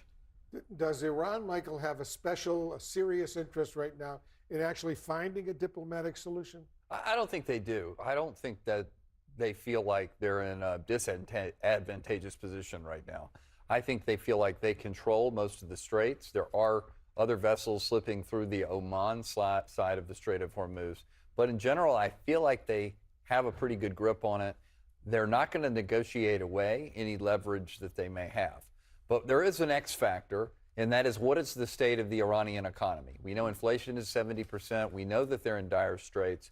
But are they so bad off? And I'm not sure we know for sure, nor even the CIA and our intelligence communities, how bad off they are. And if they're in a really horrific position, they may want to negotiate over time to get that blockade going back, but it's hard to say. It's kind of the X factor in an assessment of their attitude. Over the weekend, Trump posted he was going to launch the largest, most serious military assault of any time since World War II against Iran, but now he's backed off of that once again. The Saudi Crown Prince, as you know, appealed to President Trump to hold off on new strikes. They're obviously concerned about potential retaliation on Saudi Arabia, including its oil operations. How much sway do the Saudis and other regional allies have right now on the president at this moment? The United Arab Emirates, Oman, Qatar, Saudi Arabia, Kuwait. I think they have a lot of influence over the president. He puts a lot of stock in personal relationships, maybe too much. But I think what the president's overriding objective is to keep oil prices low. That tells me he does care about the outcome of the midterm elections. And so every time he seems to be thinking, I'm going to go more kinetic, or I'm going to do the blockade more than I'm currently doing it, he seems to back down a little bit because he wants to be able to press the markets into a more favorable position. It's great for, I guess, our oil prices here in the United States, but it's terrible strategic messaging for our adversary, the Iranians, who just see an irresolute United States lurching back and forth into positions that honestly not many people can understand or track. Kim Dozier, is it possible that Iran could be overplaying its hand? At this point, you know, Iran has several weeks, if not months, before it's going to feel the same kind of economic pain that forced it into signing that memorandum of understanding. At this point, it still has capacity to fill up its oil storage areas. It's still getting some oil out. And unlike Donald Trump, it doesn't care about how the public reacts to rising prices, et cetera. And most of all, the Islamic Revolutionary Guard Corps does not want to hand Donald Trump a win, especially ahead of the midterms. They know how important that is. And that's why I think you're going to see them draw this out at least through that time period. They can go for a while before they start having trouble buying new ammunition, et cetera. You know, Iran has continued to strike against U.S. and allied targets in the region, big time. Are they getting fresh supplies of weapons from somewhere, or do they still have a deep stockpile? I think they have some, but I think they also use the pauses in fighting to restock their arsenal. I think we're pretty confident that the Chinese are absolutely sending them, at the very least, dual-use products, probably actual military equipment. And we saw recently that the Russians still have a healthy relationship with Iran. Of course, Ukraine sunk a ship, so we all looked at that, and that reminded us of that relationship. But there's other equipment that gets through. They have a very thick relationship. So I think that not only do they have drones and ballistic missiles buried somewhere that they can use more or less on demand, I think they have more stuff coming in. And to Michael's point, they don't have to hit with conventional military capability. They are masters at the asymmetric attacks with, we don't know what that explosion was in Damietta in that Egyptian port. There was another explosion near a ship in the Strait of Hormuz today. Nobody claimed that, probably Iran. They only have to do these minor attacks to frustrate major shipping, because insurance companies aren't going to insure traffic through something so dangerous, because even one strike has the potential to take out a multi-million-dollar vessel. That is an advantage that the U.S. does not have. Kimberly Dozier, Michael Allen, to both of you, thank you very, very much. This morning, the war with Iran has exposed a major vulnerability in one of the world's most vital interests, AI data centers. CNN Business senior reporter David Goldman joins us now for part of our Decoding AI series. So, David, how vulnerable are these data centers? They're very vulnerable, and I think Iran is proving that over the course of this war. There were attacks in Bahrain, there was an attack in Tehran, there were attacks in the UAE, 5 confirmed data center attacks just over the course of the last few months, and this exposes these data centers as sitting ducks in a war. I mean, just look at Bahrain. This is the Amazon data center that was attacked twice. First, on April 30th, we had that initial attack, and Iran said, we're not done, we're going to hit it again. Just a few weeks ago, there was a second attack on these facilities. Amazon now has a basically destroyed data center in a region that is increasingly critical for AI. We'll get to that in a minute. But, you know, these targets aren't exclusive to Amazon. Also, Google, Microsoft, NVIDIA, Palantir, all of these are targets according to Iran. They actually said that there are 29 different targets around the region for US-backed data centers. This is becoming an increasing problem. The reason that Iran says that these are all targets is because they are doing business with the US military. So a number of these companies, Amazon, Google, Microsoft, they are all part of a $9 billion military contract that goes through the end of 2028. And they're saying, well, you don't differentiate between military data that's stored in these data centers and commercial data like AI, you know, ChatGPT, that kind of thing in the data centers, and they make them legitimate targets. That's according to Iran. Now, the Gulf states have a say in all of this too. They have invested $2 trillion in US-backed data centers in this region. Kuwait, Bahrain, Saudi Arabia, Qatar, UAE, Oman, all of those countries have said that they want US data centers. They have a lot of money to spend on this. They want to become a kind of third choice between Silicon Valley and China. As this develops, this is going to be an increasingly important situation to watch, because if these data centers are sitting ducks and they're just attacked, well, then there's a new front in the war that needs protection, because these are critical infrastructure, not only for the Gulf region, but also for the United States. Right, Palestinian sources tell CNN the White House wants Israel to stop its attacks on Gaza. The second hour of One World starts right now. A definite ramp up in Israeli attacks over the weekend. It came, only hours after President Trump announced what he described as a historic agreement. Israel says they will continue to thwart any threat from Gaza. Homes are being leveled, families are being evacuated, and fires are expected to burn for weeks. How a little bit of good weather could make an impact. And later, a return to the pitch. Jason Sudeikis on Ted Lasso's new challenges in the hit show's 4th season.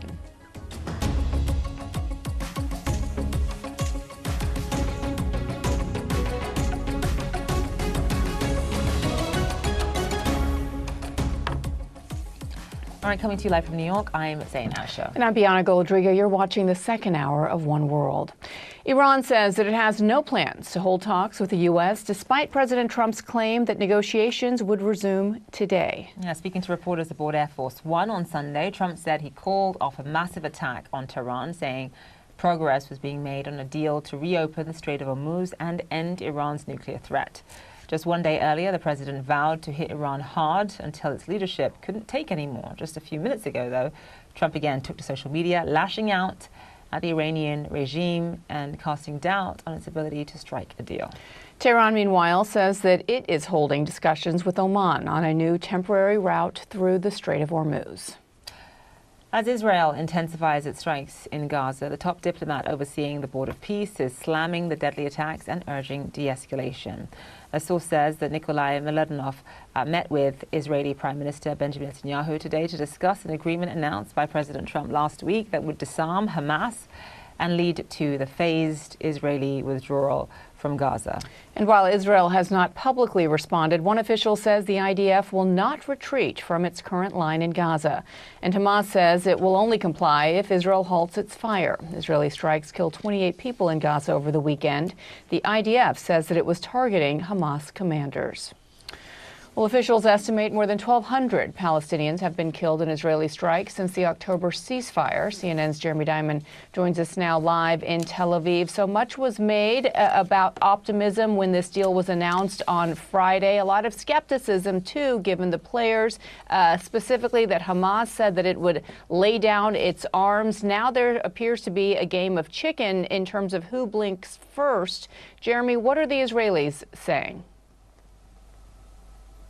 Yeah, well, Bianna, on Friday, as you know, when this agreement was announced and came to light, Hamas started talking about it in very clear terms, where they said, yes, we've agreed for the first time to this plan that would see Hamas relinquish their weapons. But at the same time, they also made clear that they were only going to begin this process of disarming if Israel first carried out a series of its own obligations under this ceasefire agreement, namely stopping the near daily Israeli strikes that we have seen in Gaza since this ceasefire began back in October. And instead, what we saw from the Israeli military over the weekend was a very clear ramp up in attacks on the Gaza Strip. At least 28 people were killed, according to the Palestinian Health Ministry, by these Israeli strikes since President Trump announced this deal in the early hours of Friday morning local time here.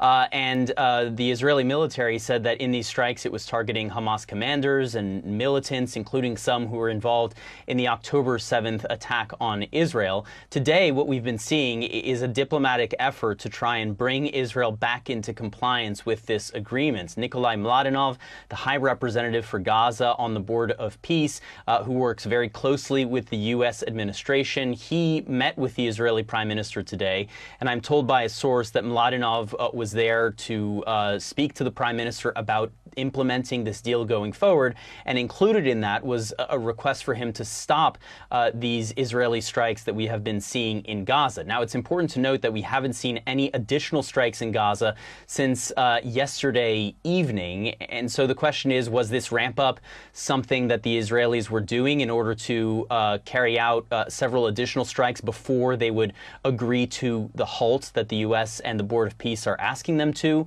or is this simply more of Israel defying this ceasefire agreement going forward?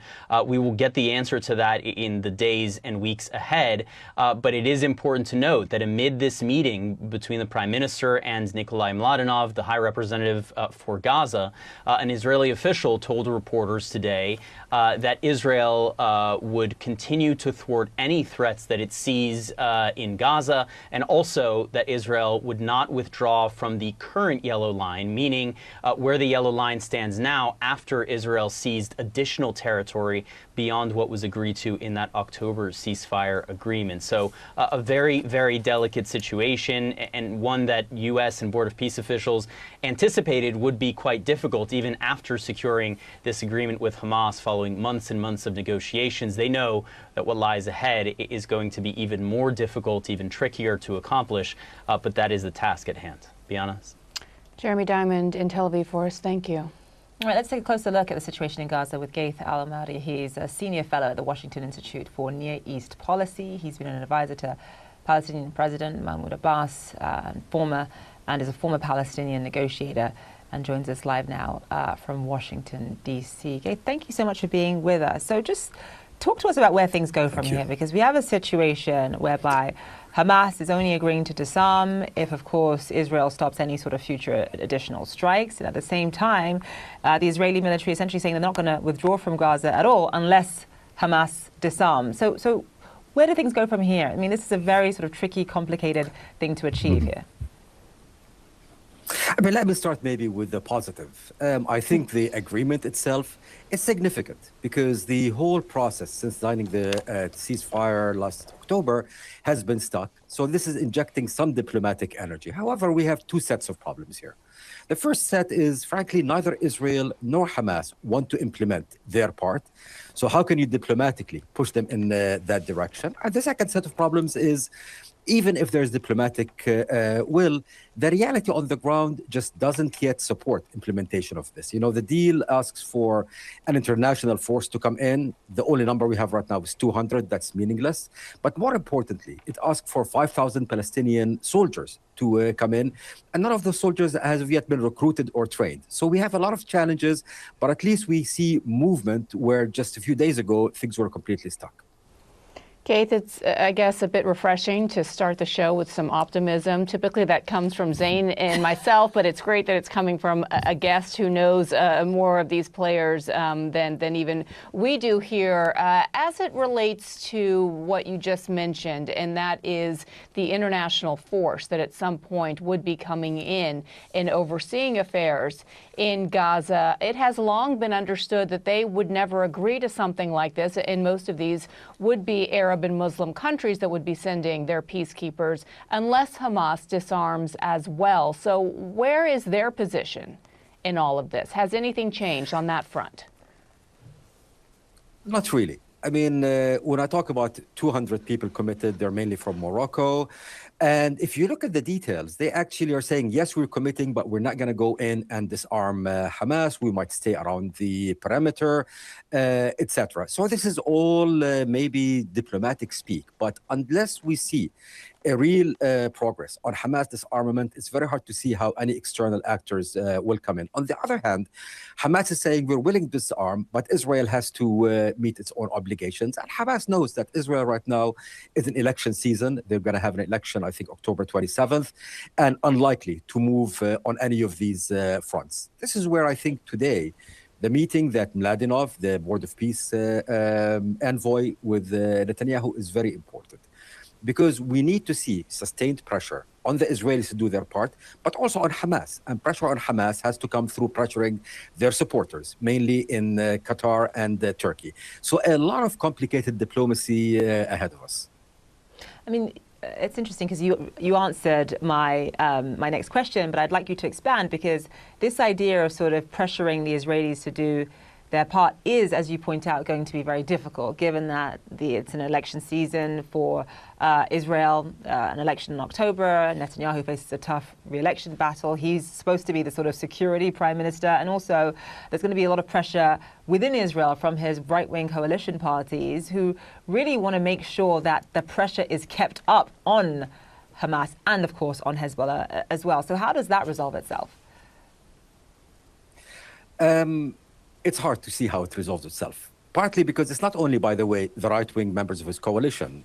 Just a few minutes ago, two of their ministers said they want to re-vote on this issue. So we're seeing that pressure.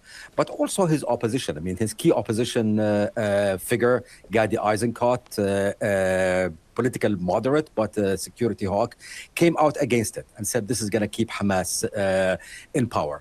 Now, Netanyahu, though, you know, this is one set of pressures, but the other set of pressures is coming from President Trump, because Netanyahu just does not want to say no to President Trump. He does not want to go on his bad side. Yes, President Trump's popularity in Israel has diminished recently. Yet for Netanyahu, there's a lot of political cost in going for that fight. I suspect what we will see, Netanyahu trying to thread the needle. I mean, uncharacteristically, by the way, Netanyahu has said nothing as of yet about this directly. He's going to try to thread the needle, hoping that Hamas will save him by doing something outrageous and maybe excusing any of his actions. Well, Netanyahu, I don't think, has said anything after President Trump seemingly put words in his mouth, surprising him with that announcement over the weekend that the United States would not be attacking Iran, even though it did seem as though Israel, at least, was planning that the United States would. But as it relates to Gaza, what we've seen from this administration time and time again are sort of these big announcements, a lot of optimism surrounding them, and not much follow-up. What do you expect to see now to make sure that this case perhaps is an outlier? Does it need to be the appointment of one point person who will be in charge of all of this? Because between Israel and Hamas, I can't imagine you think this is going to work itself out between them. Absolutely. You need an American senior American who is fully in charge of following the day-to-day implementation of this. Today, we don't have anyone like this in the U.S. system. Yes, you have Steve Witkoff, but he is very sporadic. You need someone who's doing it day-to-day, because without that, I have a lot of respect for Nikolai Mladenov. He is probably one of the most accomplished diplomats I have ever dealt with. Yet, without having clear, direct American support, there's only so much Mladenov can do. So if we don't have an American in charge, it's hard to see how this is going to continue. And by the way, this is not only a problem when it comes to Gaza. I mean, I think there's a larger image problem for the U.S. in the region. Big announcement, no follow-through. If we don't follow through on this one, I fear that the American standing and effectiveness in the whole region will further diminish. All right, threats followed by reversals. More now on our top story. The U.S. president calling off what he says would have been a massive attack on Iran. Donald Trump claims peace talks between Washington and Tehran will resume in the coming hours. Iran says that there are no negotiations due to take place with the U.S., but it is in talks with Oman to establish a temporary corridor for vessels transiting the Strait of Hormuz. This is Iranian state media report. Foreign Minister Abbas Araghchi spoke with senior Saudi and Pakistani officials Sunday night, and President Trump just posted on social media writing that nothing gets through to Iran unless we want it to, and nothing will get through unless a deal or total surrender is accomplished. In his latest piece for CNN, Stephen Collinson writes, as he wrestles with the monumental and the absurd, Trump forgets what voters actually want. Stephen joins us live now from Washington. So within this social media post that my producers just read to me during the commercial break, you had essentially Donald Trump admitting that the Iranians are actually only going to be discussing with Oman at this point, that perhaps there might not necessarily be negotiations taking place today after all. And we are used to this sort of seesaw, this whiplash, Stephen. On the one hand, you have the US president saying, listen, I was planning to attack Iran, but I'm not going to. I'm going to de-escalate because there are going to be talks, and then inevitably something happens to derail those talks. This is exactly what a lot of us were predicting. Just take us through what we actually know so far about whether or not there are going to be negotiations taking place between the US and Iran.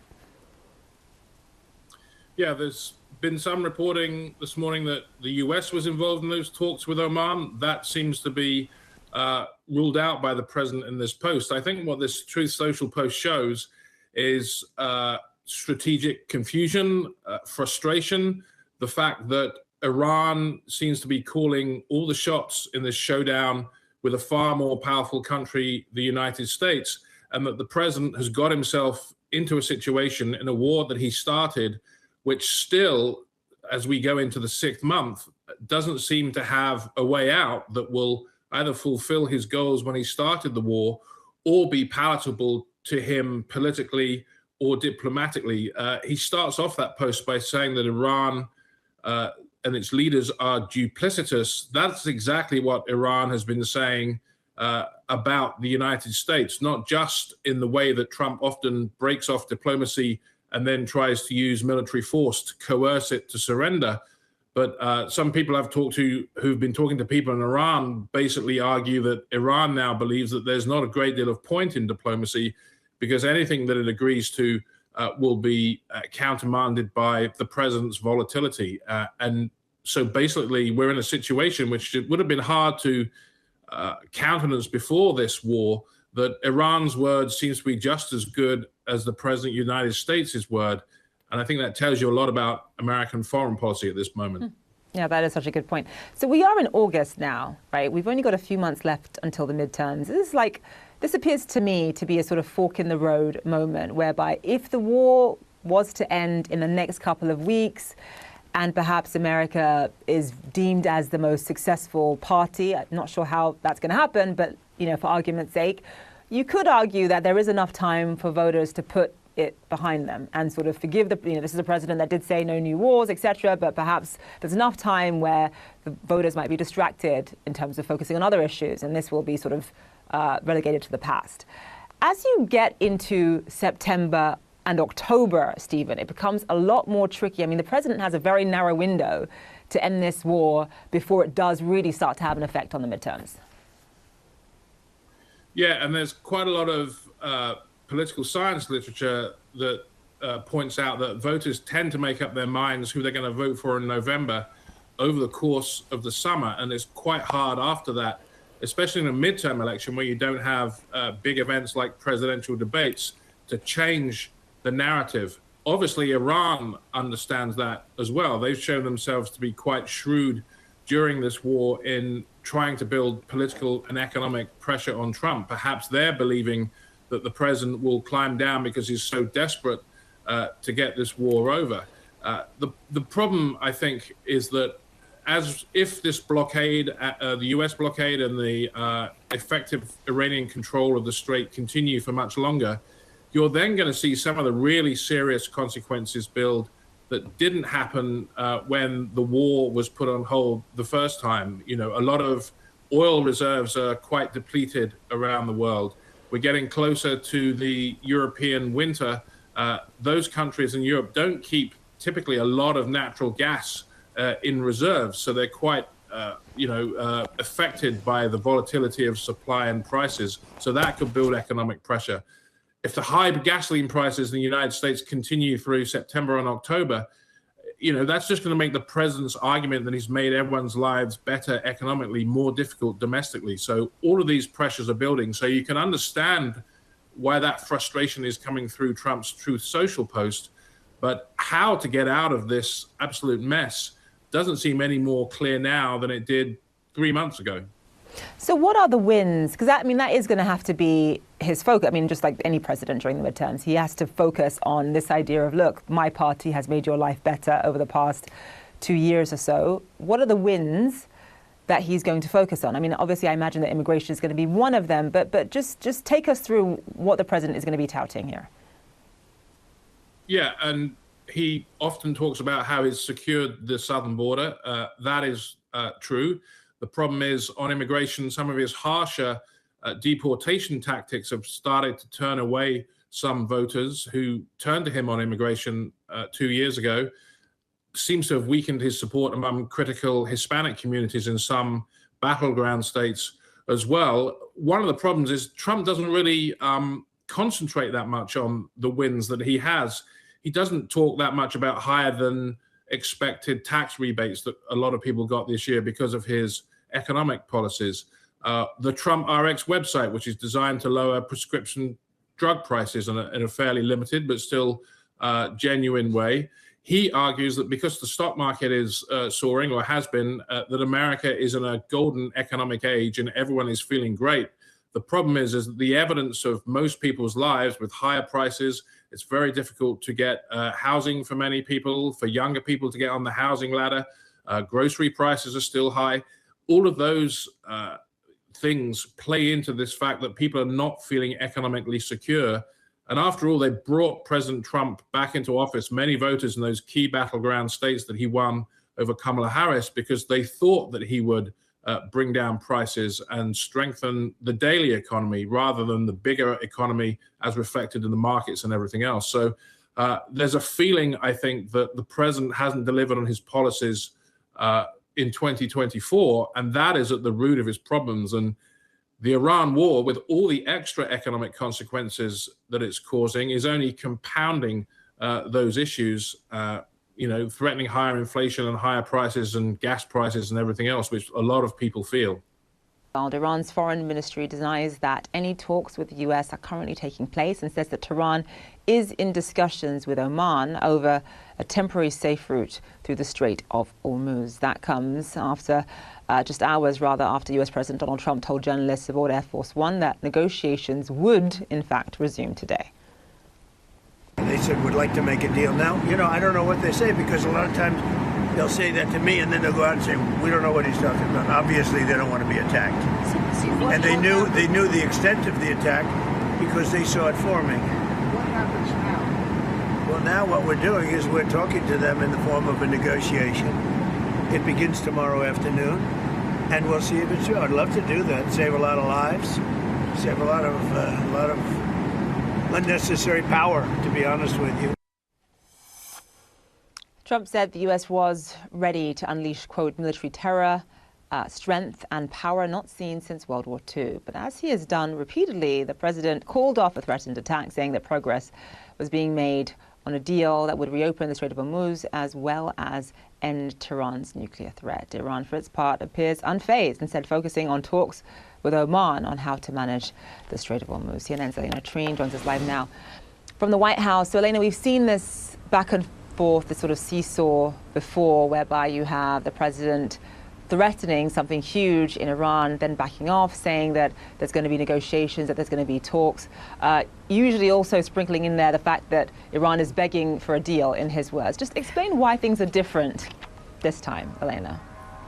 It's not entirely clear that they are, I'd argue, Zain. I mean, we are in a place where we've seen now the same kind of thing play out over and over again. The president threatening these types of attacks just to pull back. And I think one of the key things that we've seen remain unchanged is that depending on who you're listening to, the U.S. versus the Iranians, you're getting a very different picture of what they believe is moving forward. As you mentioned, the president continuing to argue that negotiations are back on track, that they're going to begin this afternoon to discuss not only the Strait of Hormuz, but also what he's calling the denuclearization of Iran. And the Iranians arguing, no, that's not happening. They say that they are having talks with the Omanis about a temporary agreement to get the strait back open and have safe passage of different vessels. But they're arguing that they're not negotiating with the United States. I guess perhaps one of the things that is different is why we saw the president call off what he was previewing last week, which would be a major attack on Iran. They were expecting to have major strikes on Iran, the U.S., over the weekend, but he pulled out of that after having conversations with many different Middle Eastern allies, countries like Saudi Arabia, Qatar, the UAE, Iran, and Iran, all of them kind of speaking with the U.S., trying to convince them to pull back from those attacks. One, worrying about retaliation for their own countries, but also, of course, arguing that it could get in the way of potential negotiations. And this is something actually President Donald Trump addressed while traveling back to the Washington, D.C. yesterday on Air Force One. Listen to what he said. We're all set to go, but when the allies ask to call it off, you got to sort of say, well, let's see. And the reason they asked is I think there's a deal. There's a deal on Hormuz, and then there will be a deal on the nuclear, or you might call it the denuclearization of Iran. I call it the denuclearization of Iran. A few things I'd point out here, Zain, is one, there's no question that it still remains the key objective and hope, really, of the Trump administration to find some sort of negotiation to end this war. They do want the fighting to cease, but of course, we've seen them try and fail at that many different times. It's unclear how this time will be different, especially after all of the attacks we've seen exchanged in recent weeks, degrading the trust between the key negotiators on both sides. So we'll have to see whether or not these talks actually do proceed as the president is previewing, and whether or not they can actually result in a substantial change as they look ahead. Unclear, but one thing that is clear is that many partners in the Middle East do not want these strikes to continue, and they also want to find some sort of diplomatic solution out of all of this.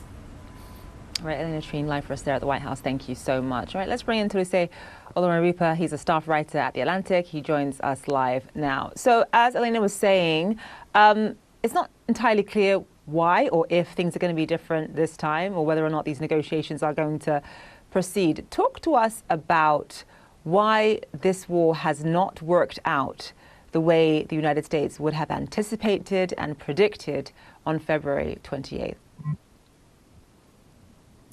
Well, it does feel a little like deja vu. Once again, the president is saying there's a deal in the works, and that he's pulling back from some major strikes that he had planned. And the Iranians are saying, wait a minute, we do not agree to have these discussions, or we do not agree that there's some big deal happening.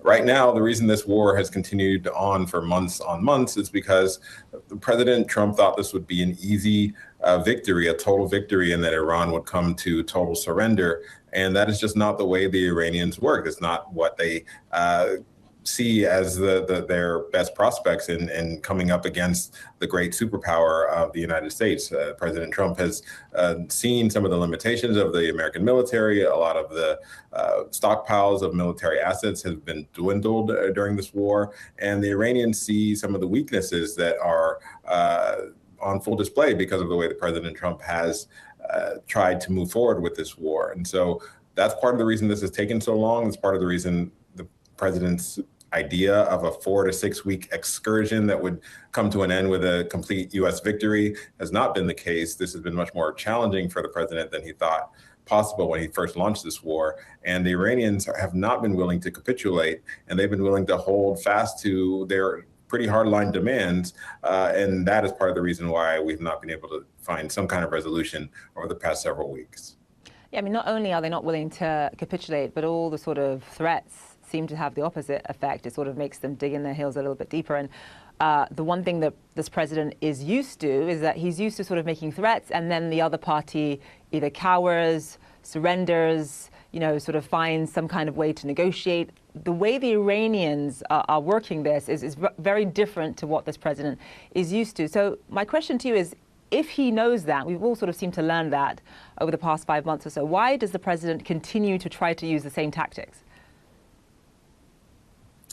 Well, he's the same man that he's been for the last 50 years or so. He's thought about American power in the same way. He's thought about using the full force of American leverage against foes and allies alike to try to extract victories from them. And so he's struggling to realize that those strategies aren't working the way that he envisioned, and the way they, to be honest, they have worked in some cases with other countries where he's imposed tariffs or he's threatened major threats, and he's seen those other countries either capitulate or come to the negotiating table and maybe not give him 100% of what he wanted, but gave him 50 or 70% of what he wanted, and he has been able to spin those into wins.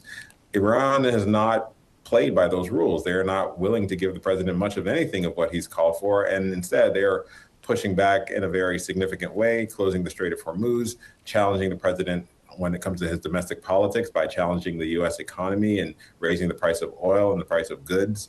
And so that's part of the reason the president has continued to go through this loop of saying we have talks and we're right on the verge of a deal, and then basically saying I'm going to go back to bombing again because I can't trust the Iranians. We've seen that loop happen 3 or 4 times just in the last couple of months, in part because the president is relying on an old playbook. It does not seem to be one that works very well with the Iranians, but it's what he has, is what he has in his toolbox, and it does seem to calm the markets, at least for the short period that the president seems to be focusing on as he thinks about winning the day or winning the week.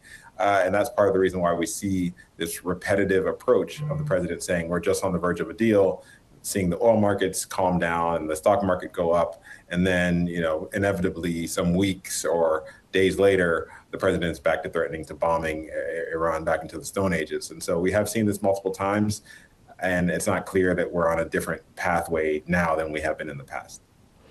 Obviously, we have just a few more months until the midterms. If you have a president who campaigns on no new wars, I promise you no new wars, and I'll end sort of the wars that America is currently embroiled in tangentially. And then that president later authorizes military action. And by the way, many would say that this military action wasn't necessarily even necessary. Under what circumstances are voters more likely to be forgiving? Well, the president's voters have forgiven him for quite a lot. They've given him broad leeway and they've trusted him quite a bit. But that trust is starting to break down. And we have to remember that the president's voters do not make up a majority of Americans. The president's supporters do not, the people that are the diehard supporters do not make up enough to win the midterms. So he needs to win over independents. He needs to continue to have that coalition of some, Democrats and independents and diehard Republicans and even moderate Republicans who in some cases held their noses and voted for him in 2024. The president has lost a lot of those voters because he's broken that promise of no new wars, because he's launched this war, and because he's taken the focus away from the top thing that the American voter has said that they want the president to be focused on, which is affordability and the cost of living and the economy. President has done things that have made those things worse, especially with this war and the fact that it's driven the cost of gas up, it's driven the cost of goods up, and it's been incredibly expensive to the taxpayer. And so it does beg the question for the president how he plans to turn this around with just less than 100 days to go before voters start voting. It doesn't appear that he has much of a strategy for that. It doesn't appear that voters are going to change their mind in any significant way between now and November. And because we've seen this repetitive nature of the war in Iran, it doesn't appear that we'll have some kind of major deal or resolution or nuclear deal, the kind of thing that takes months or even years to put together before the midterms. And so we could be in a place where we have elevated prices and a crisis in the Middle East on election day, and that could be very detrimental for the president's political stance as well.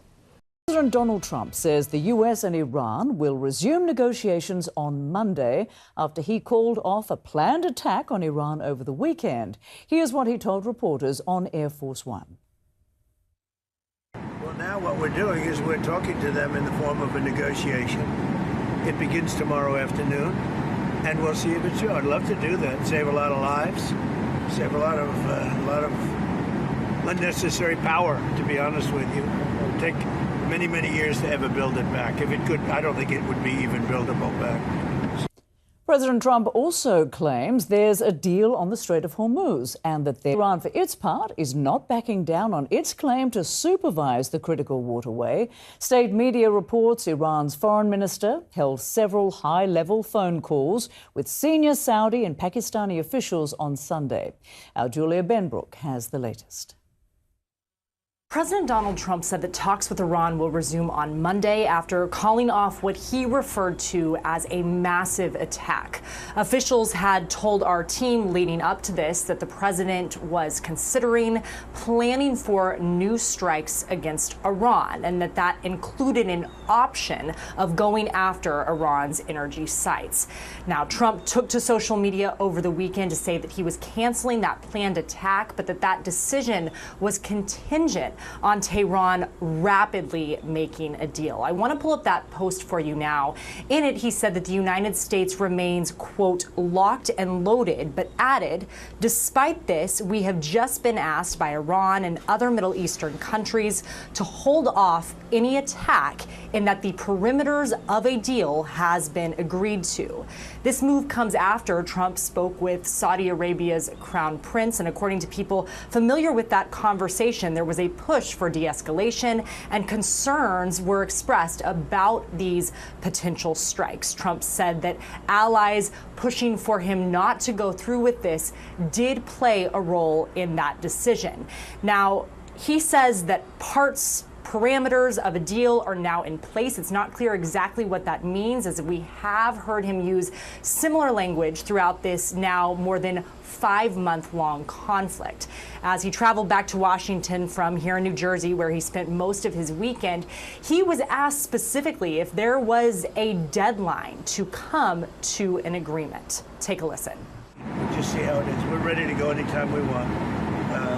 Would I rather make a deal? I'm not looking to kill people, because people die. A lot of people die. And it's important to note that throughout this conflict, we have seen Trump go back and forth between expressing hope for a diplomatic solution, a diplomatic breakthrough, and threatening further escalation. Julia Benbrook, CNN, New Jersey. H.A. Hellier joins us now live from Cairo. He is a Senior Associate Fellow at the Royal United Services Institute for Defence and Security Studies. Appreciate you being with us. My pleasure. Thank you, Rosemary. Always a pleasure to be on your program. Thank you. Well, President Trump says the US and Iran will resume talks in the coming hours, but only if the two sides make a deal rapidly. It's a very different tone to what we heard from the president on Friday, and comes after he cancelled plans to attack Iran. 5 months into the conflict, we have heard this before, of course, but this time regional leaders are urging him to de-escalate the war and get this done. So how likely is it that we'll see a deal come out of this, do you think? Thank you again, Rosemary. As you pointed out, we've been at this point before, where the American president announces that he's about to strike Iran in an incredibly aggressive fashion, and then suddenly turns around and says, no, we're not going to do that. We're going to allow space for negotiations. And I know that there are many who see this as some sort of strategy on the part of the White House. I think it's actually much more ad hoc and spontaneous than that, and frankly, erratic. And this is why I think regional leaders have been pushing so much for negotiations, for de-escalation, for some sort of a deal, because they're, of course, the ones, their countries are the ones that pay the price for any escalation and any disruption further within the region. How likely is it? Frankly, that's all down to the next few days. The United States could easily turn around and decide we're going to strike.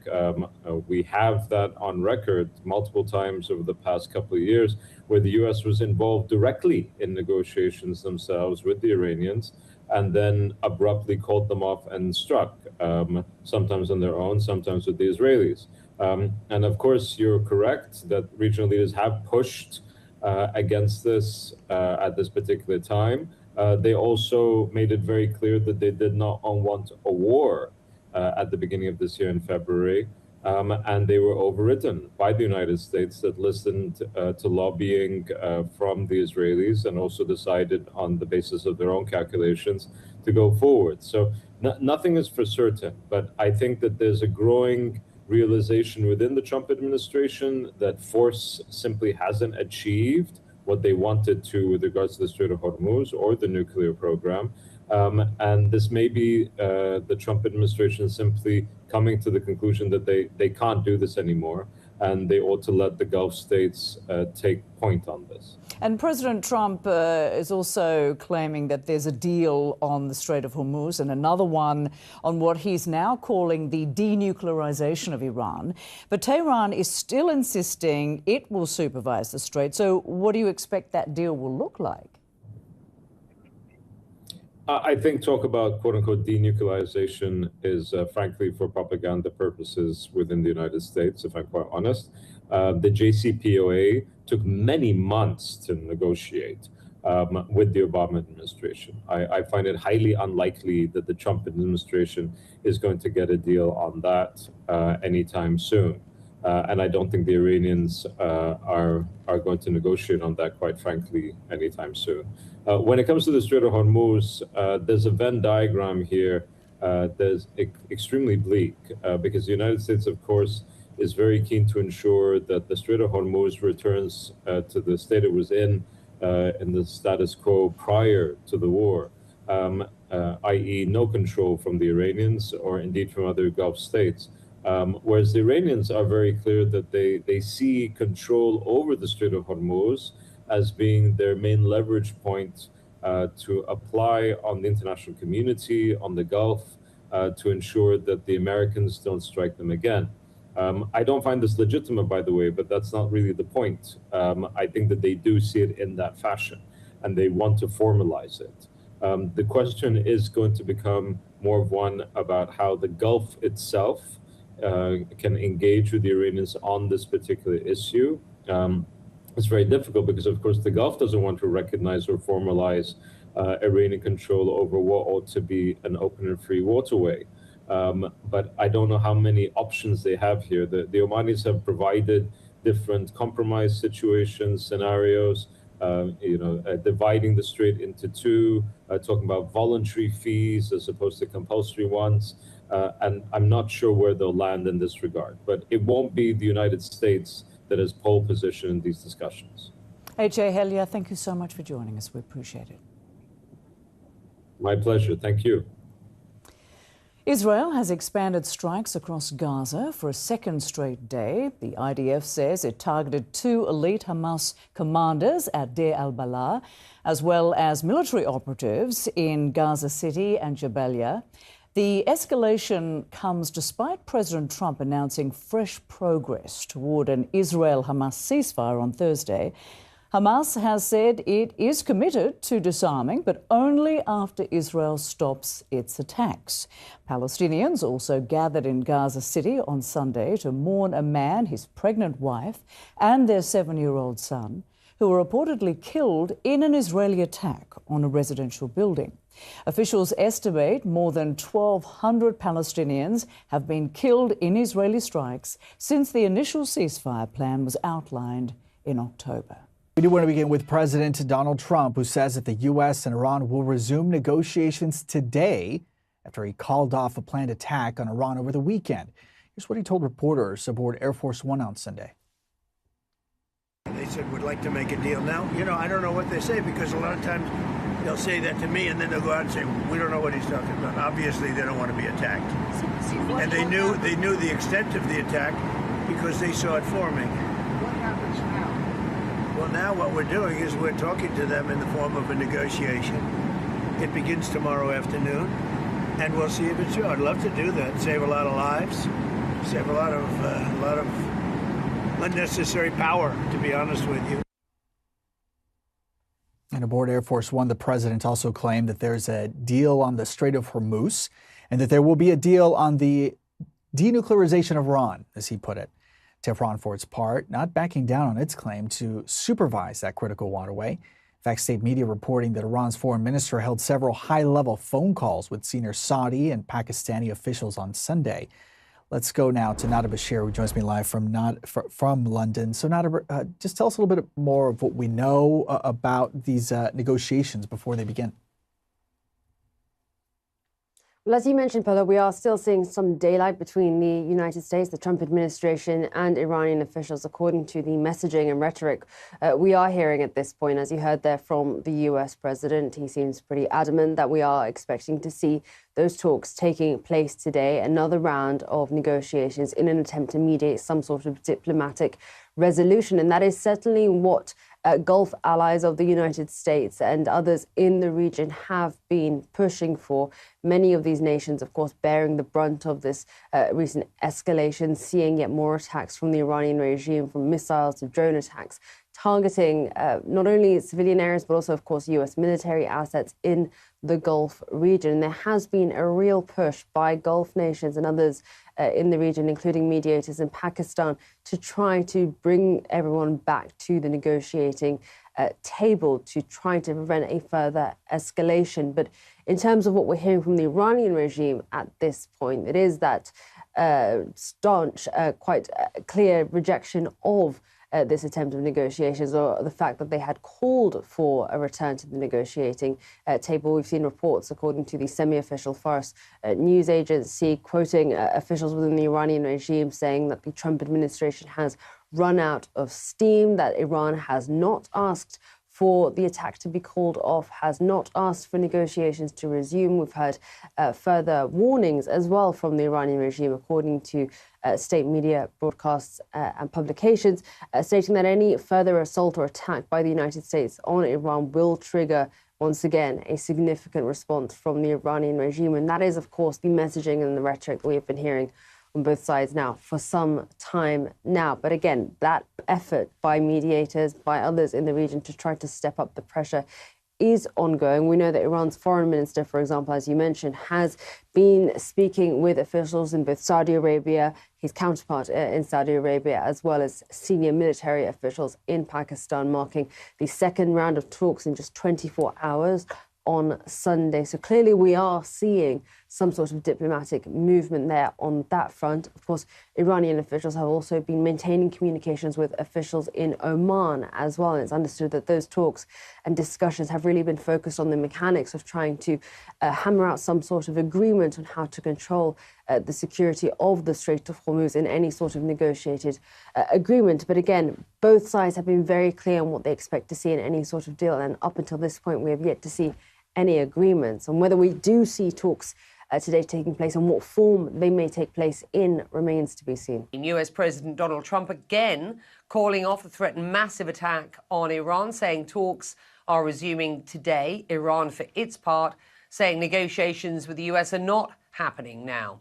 Iranian state media report Foreign Minister Abbas Araghchi spoke with senior Saudi and Pakistani officials on Sunday night, though, and the foreign ministry says Iran is in talks with Oman to establish a safe temporary corridor for vessels transiting the Strait of Hormuz. So where do things stand at the beginning of this week? We've got Elena Treen at the White House for you. Elena, what are you hearing about the status of negotiations and where things may be headed this week? Yeah, look, clearly, and we've seen this now multiple times throughout the entire course of this war, Becky, you're hearing one thing from the United States and the Trump administration and a different thing from the Iranians. But the president seeming to have an optimistic tone yesterday when speaking with reporters, said that talks with Iran will resume this afternoon. Iran, for their part, arguing that there's been no indication that that's going to happen and that they're solely negotiating with the Omanis. Now, this comes after, as you mentioned, Becky, that the president, who had been planning and had kind of previewed a massive attack on Iran over the weekend, called off those strikes, arguing, one, that he had spoken with several leaders throughout the Middle East. That includes speaking directly, we were told, with Saudi Arabia, the UAE, Qatar, and Iran. Those leaders telling the president that they were worried about the impact of such a major attack, what the retaliation would look like for their own countries, but also, of course, what it could do to the very fragile talks happening behind the scenes regarding this broader war. The president also, though, argued that there has been a deal, or parameters of a deal at least, to try and reopen the Strait of Hormuz. Iran, for their part, arguing there is no such long-term deal, that they are talking, they said, with the Omanis to have some sort of temporary solution to allow for free transiting of vessels in the strait. So very messy and a lot of different versions of events depending on which country you were looking at and what you're hearing from the U.S. officials versus Iranian officials. Now, I will say, just to give you a little sense of more of what we heard from the president, he argued yesterday when speaking with reporters on Air Force One that Iran was willing to come to a deal on the strait. He said because they knew that there was going to be this major attack. He also confirmed that these different Middle Eastern countries had asked him to hold off. He said we were all set to go, but when the allies asked to call it off, they got us sort of saying, well, let's see. The reason is they think that there is going to be a deal. So a lot of questions here. I'd also remind you about the dynamics and the political dynamics really happening back in the United States. This war has now been started and stopped for weeks now, and it comes just 3 months now until the November midterm elections. A lot of uncertainty around the economy, and one of the biggest questions and problems facing this administration is something that wasn't a problem before this war began, which is, of course, reopening the Strait of Hormuz. So a lot that they still need to work through. Will be trying to figure out what the sort of talks that the president was referring to are going to look like this afternoon, and bringing the news back. President Donald Trump says he has called off his latest threatened attack on Iran. He explained why to reporters on Sunday aboard Air Force One. Have a listen. We're all set to go, but when the allies ask to call it off, you got to sort of say, well, let's see. And the reason they asked is I think there's a deal.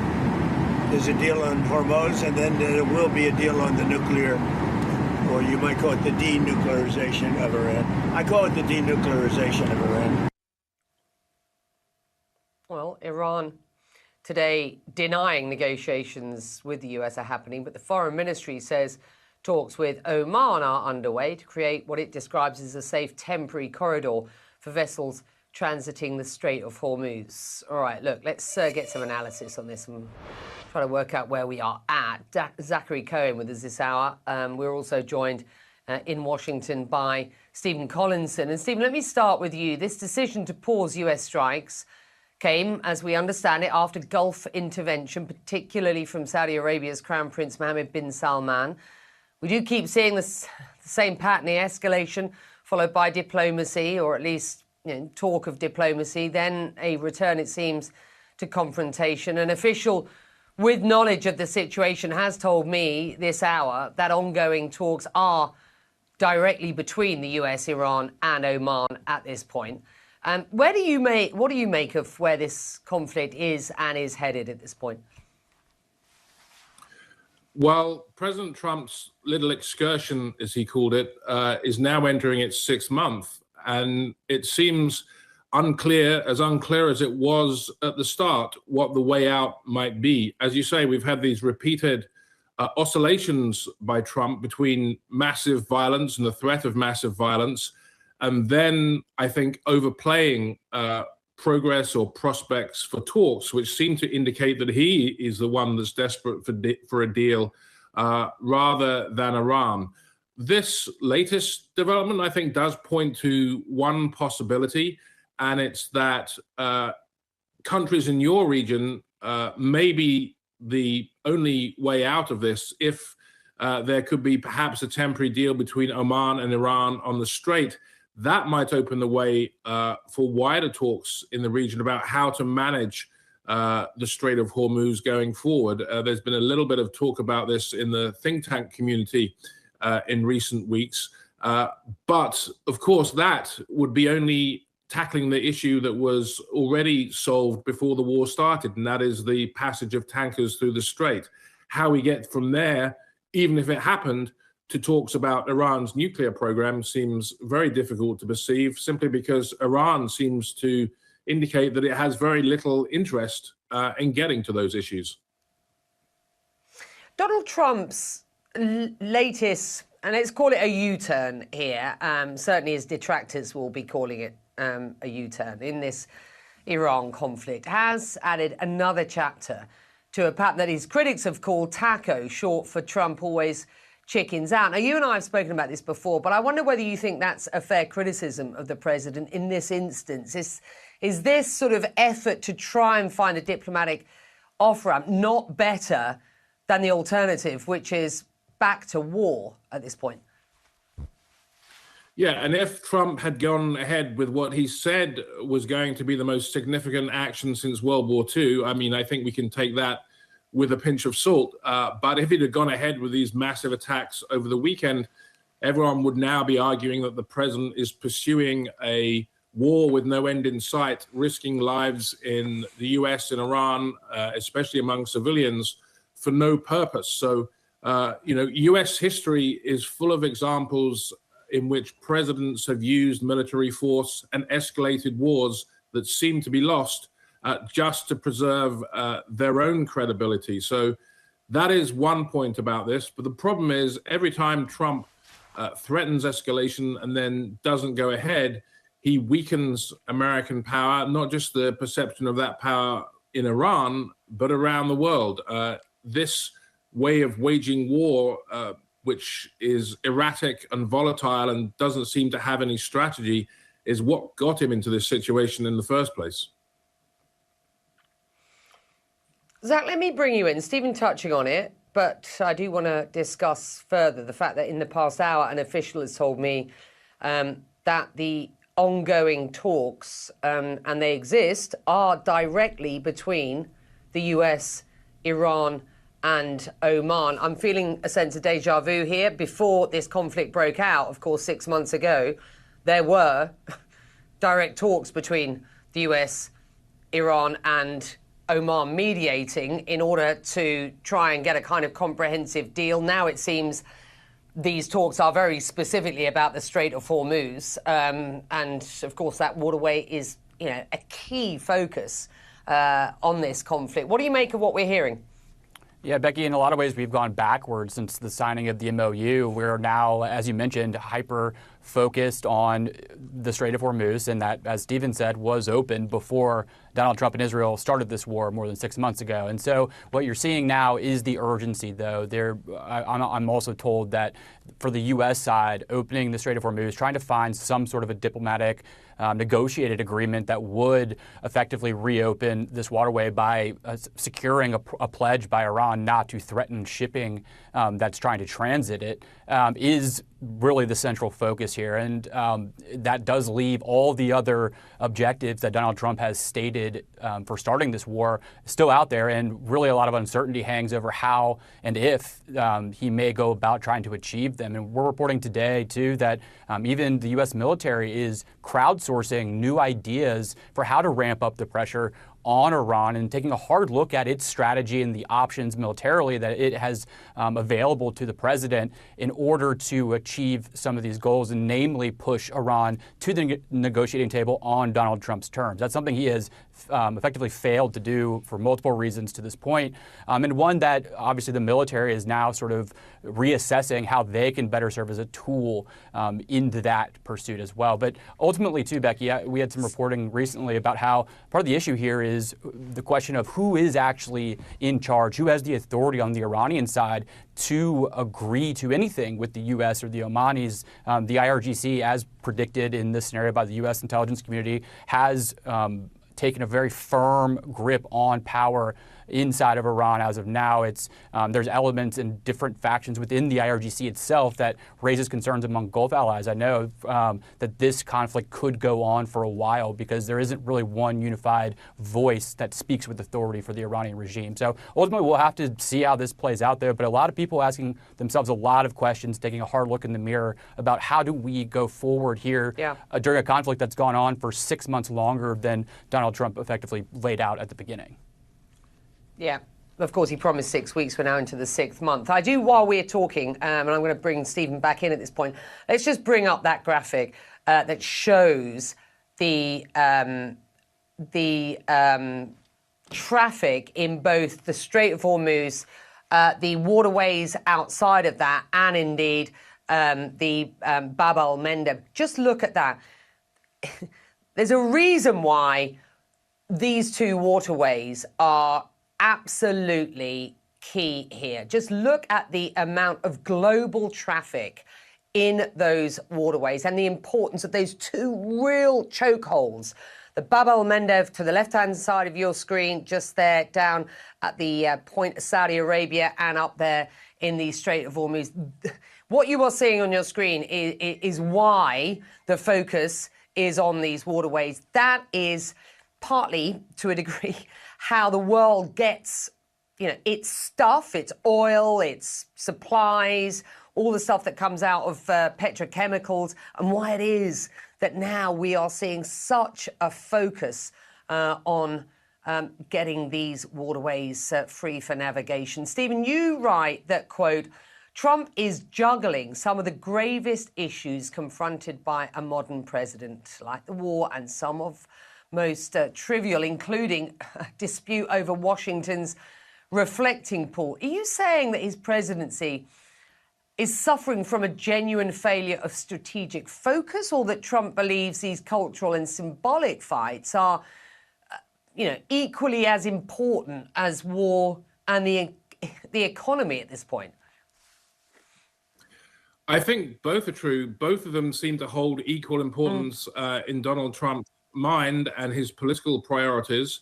The scattershot way that he conducts his presidency, he can flip between all of these different issues, grave and preposterous and unserious as many of them are. I think that interesting thing that plays into this about that map is you saw those ships in those two waterways.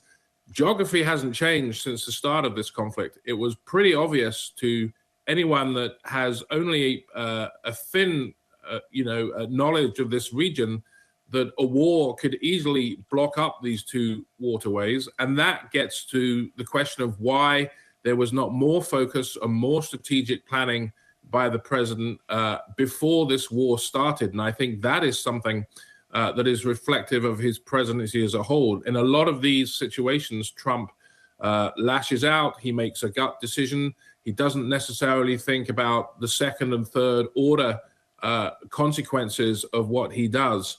And that is why he has so many of these crises cresting at the same moment. If those ships stay in the waterway for another month, say, there are going to be serious problems with reserves, oil reserves, crude reserves across the world. We're getting closer to the European winter. Gas supplies are very important there because they don't keep a lot of liquid natural gas in reserve. Diesel prices will go up. That affects agriculture.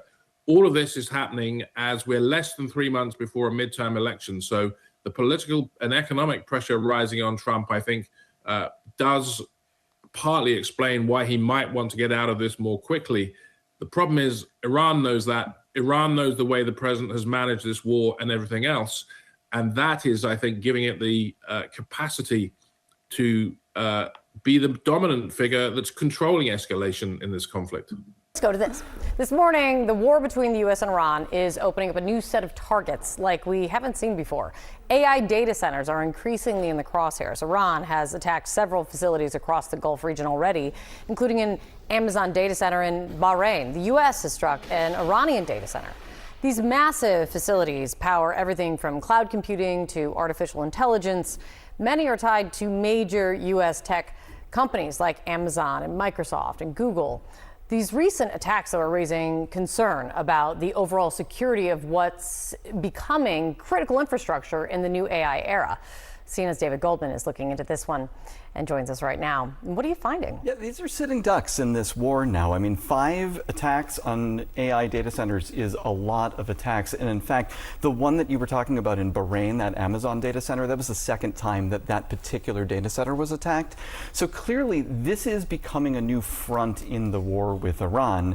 So the question is, what can be done about it? Well, you know, Iran believes that these are legitimate military targets, and there's a good reason for that, because Amazon, Microsoft, Oracle, Palantir, they all have a massive multi-billion-dollar contract with the government to do military work. But they don't differentiate between military work and their commercial AI.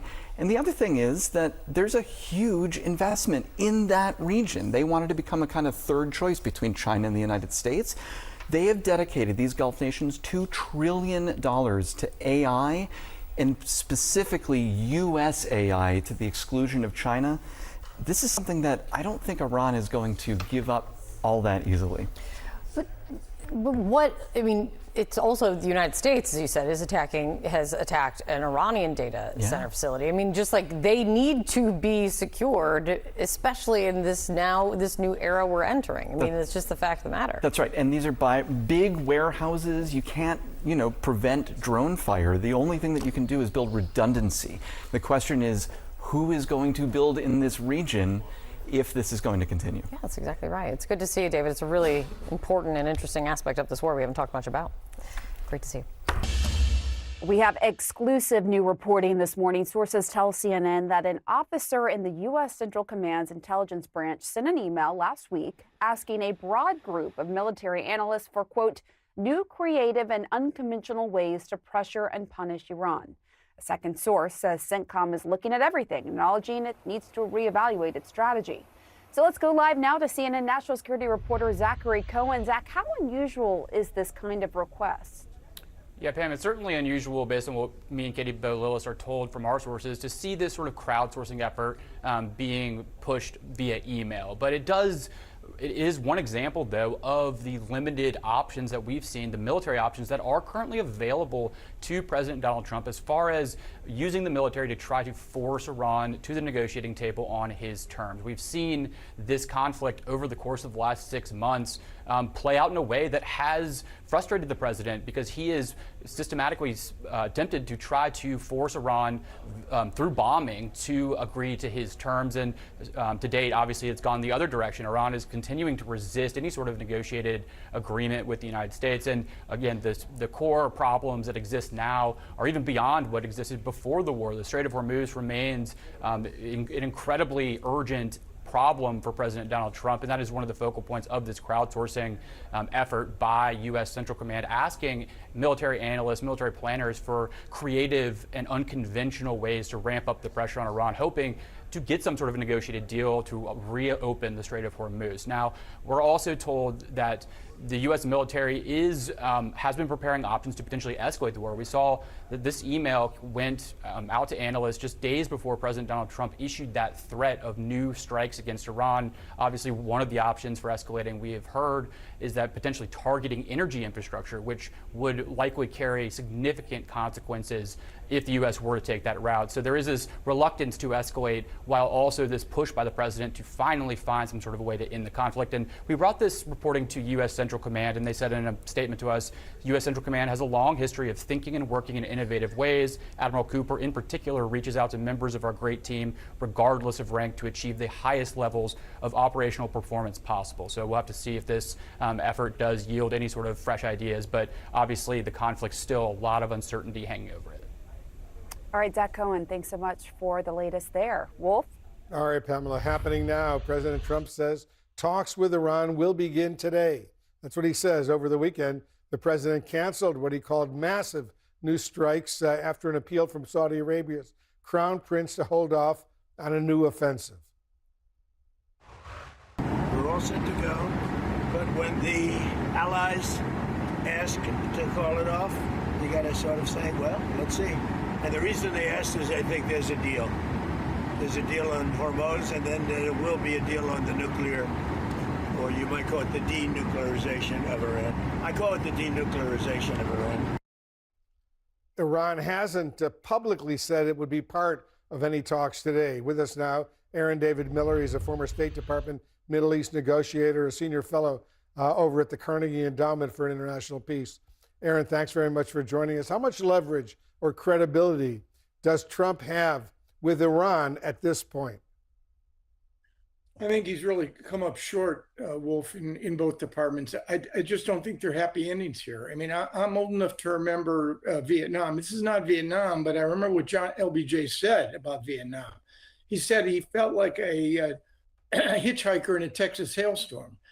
He couldn't run, he couldn't hide, and he can't make it stop. And basically, that is the president's predicament. Two unpalatable options: massive escalation against energy, civilian infrastructure, does not want to do that, or to accede to Iranian demands and concerns and accept a significant amount of leverage and control that the Iranians want to impose on the Straits of Hormuz. It is their new nuclear weapon, Wolf, and I don't think they're prepared to give it up. The Saudis, we're told, pressured President Trump not to resume U.S. attacks over concerns their oil facilities would be targeted by Iran. How much sway do they have, the Saudis, with President Trump right now?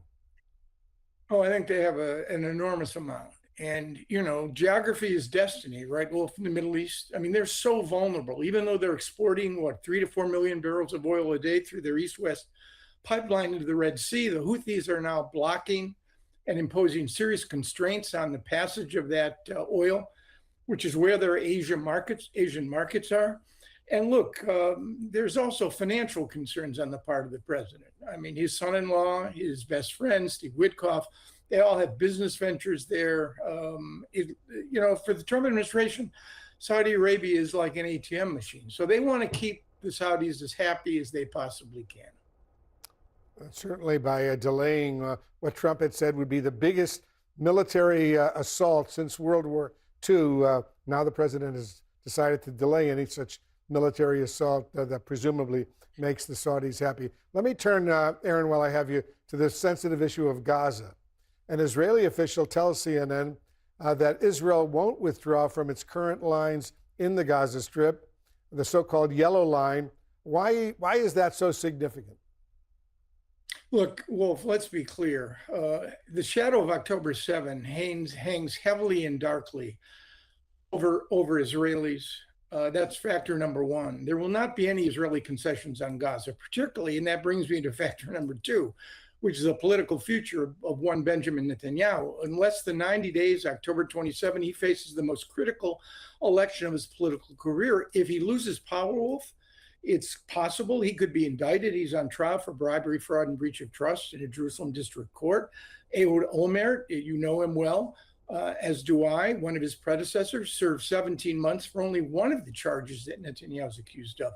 So he could be convicted or cut a plea deal that would force him out of politics. So he must remain in power.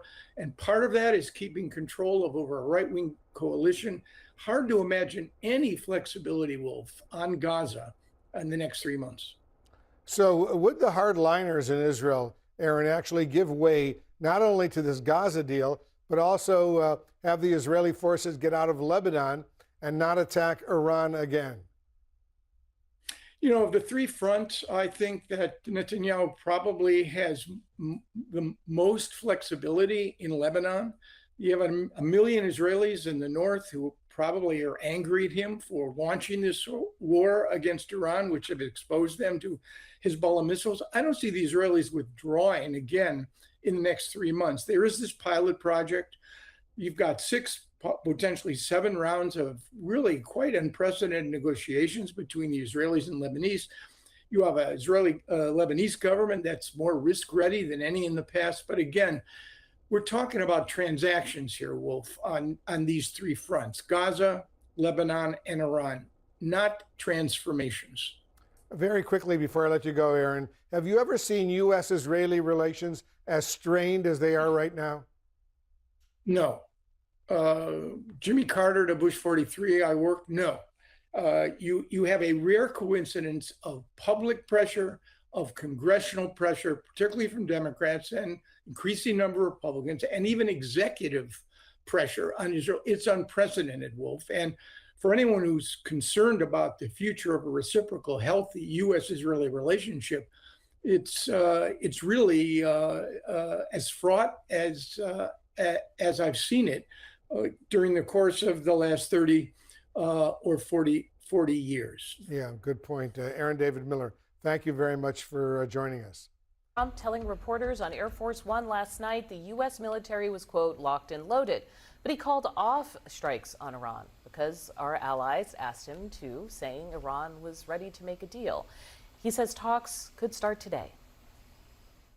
We're all set to go, but when the allies ask to call it off, you got to sort of say, well, let's see. And the reason they asked is I think there's a deal. And they knew the extent of the attack because they saw it forming. What happens now? Well, now what we're doing is we're talking to them in the form of a negotiation. It would be the biggest attack since World War II, and it would have been disastrous for them. Okay, we've seen some of this before from the president. He starts with a grim warning. This case, biggest attack since World War II. Before, it was to obliterate their power plants or to take control of Karg Island. And he backs down. So can we trust that diplomacy will work this time around? Joining us in the group chat, Lieutenant General Karen Gibson, former Deputy Director of National Intelligence. Thank you so much for being here. So the thing that caught my ear in that statement is when he said, our allies asked, and then he sort of shrugged like, you know us, listening to allies. And I was like, really? So help me understand, what is it that they want and who do you think had the leverage? So I think certainly our Gulf allies are the ones who bear the brunt physically, who bear the risk for the counterstrikes that Iran conducts after each of or prior to our own escalation or our strikes against Iran. And I think they have been urging for some time that we prioritize diplomacy over the continued strikes, which frankly have had some questionable efficacy in terms of an inability to move the needle on the Iranian calculus. All right, you're using national intel speak. What I hear is we're striking, we're using military, and it is not changing Iran's position fundamentally. That's right. So the military thing isn't working, but is the diplomatic thing moving the ball forward in any way? What are you going to be listening for the next day or two? So I think, one, we haven't heard yet what Iran has to say publicly about this. So some kind of public response there. I think that our allies, particularly folks like Qatar, and you asked who has the greatest heft or weight, I think it's probably the Saudis. There is credible reporting that they are the ones that compelled the president to stop. Remember Operation Freedom, which is where we were going to physically escort vessels through the strait. Oh, yeah. It lasted one day. There's credible reporting that it was the Saudis that convinced him to stop because they were concerned about attacks on their own infrastructure. And if I could pause for 1 second and say, I think what Iran has done in the last 10 days is shown that their power is not just concentrated on the Strait of Hormuz, but they have the ability to hit Gulf infrastructure as far as Egypt, the Red Sea, et cetera. That tanker in Egypt definitely was eyebrow-raising at that moment. And as you said, all of these allies, we strike, but they're the ones who get hit, right, from the counter-push from Iran.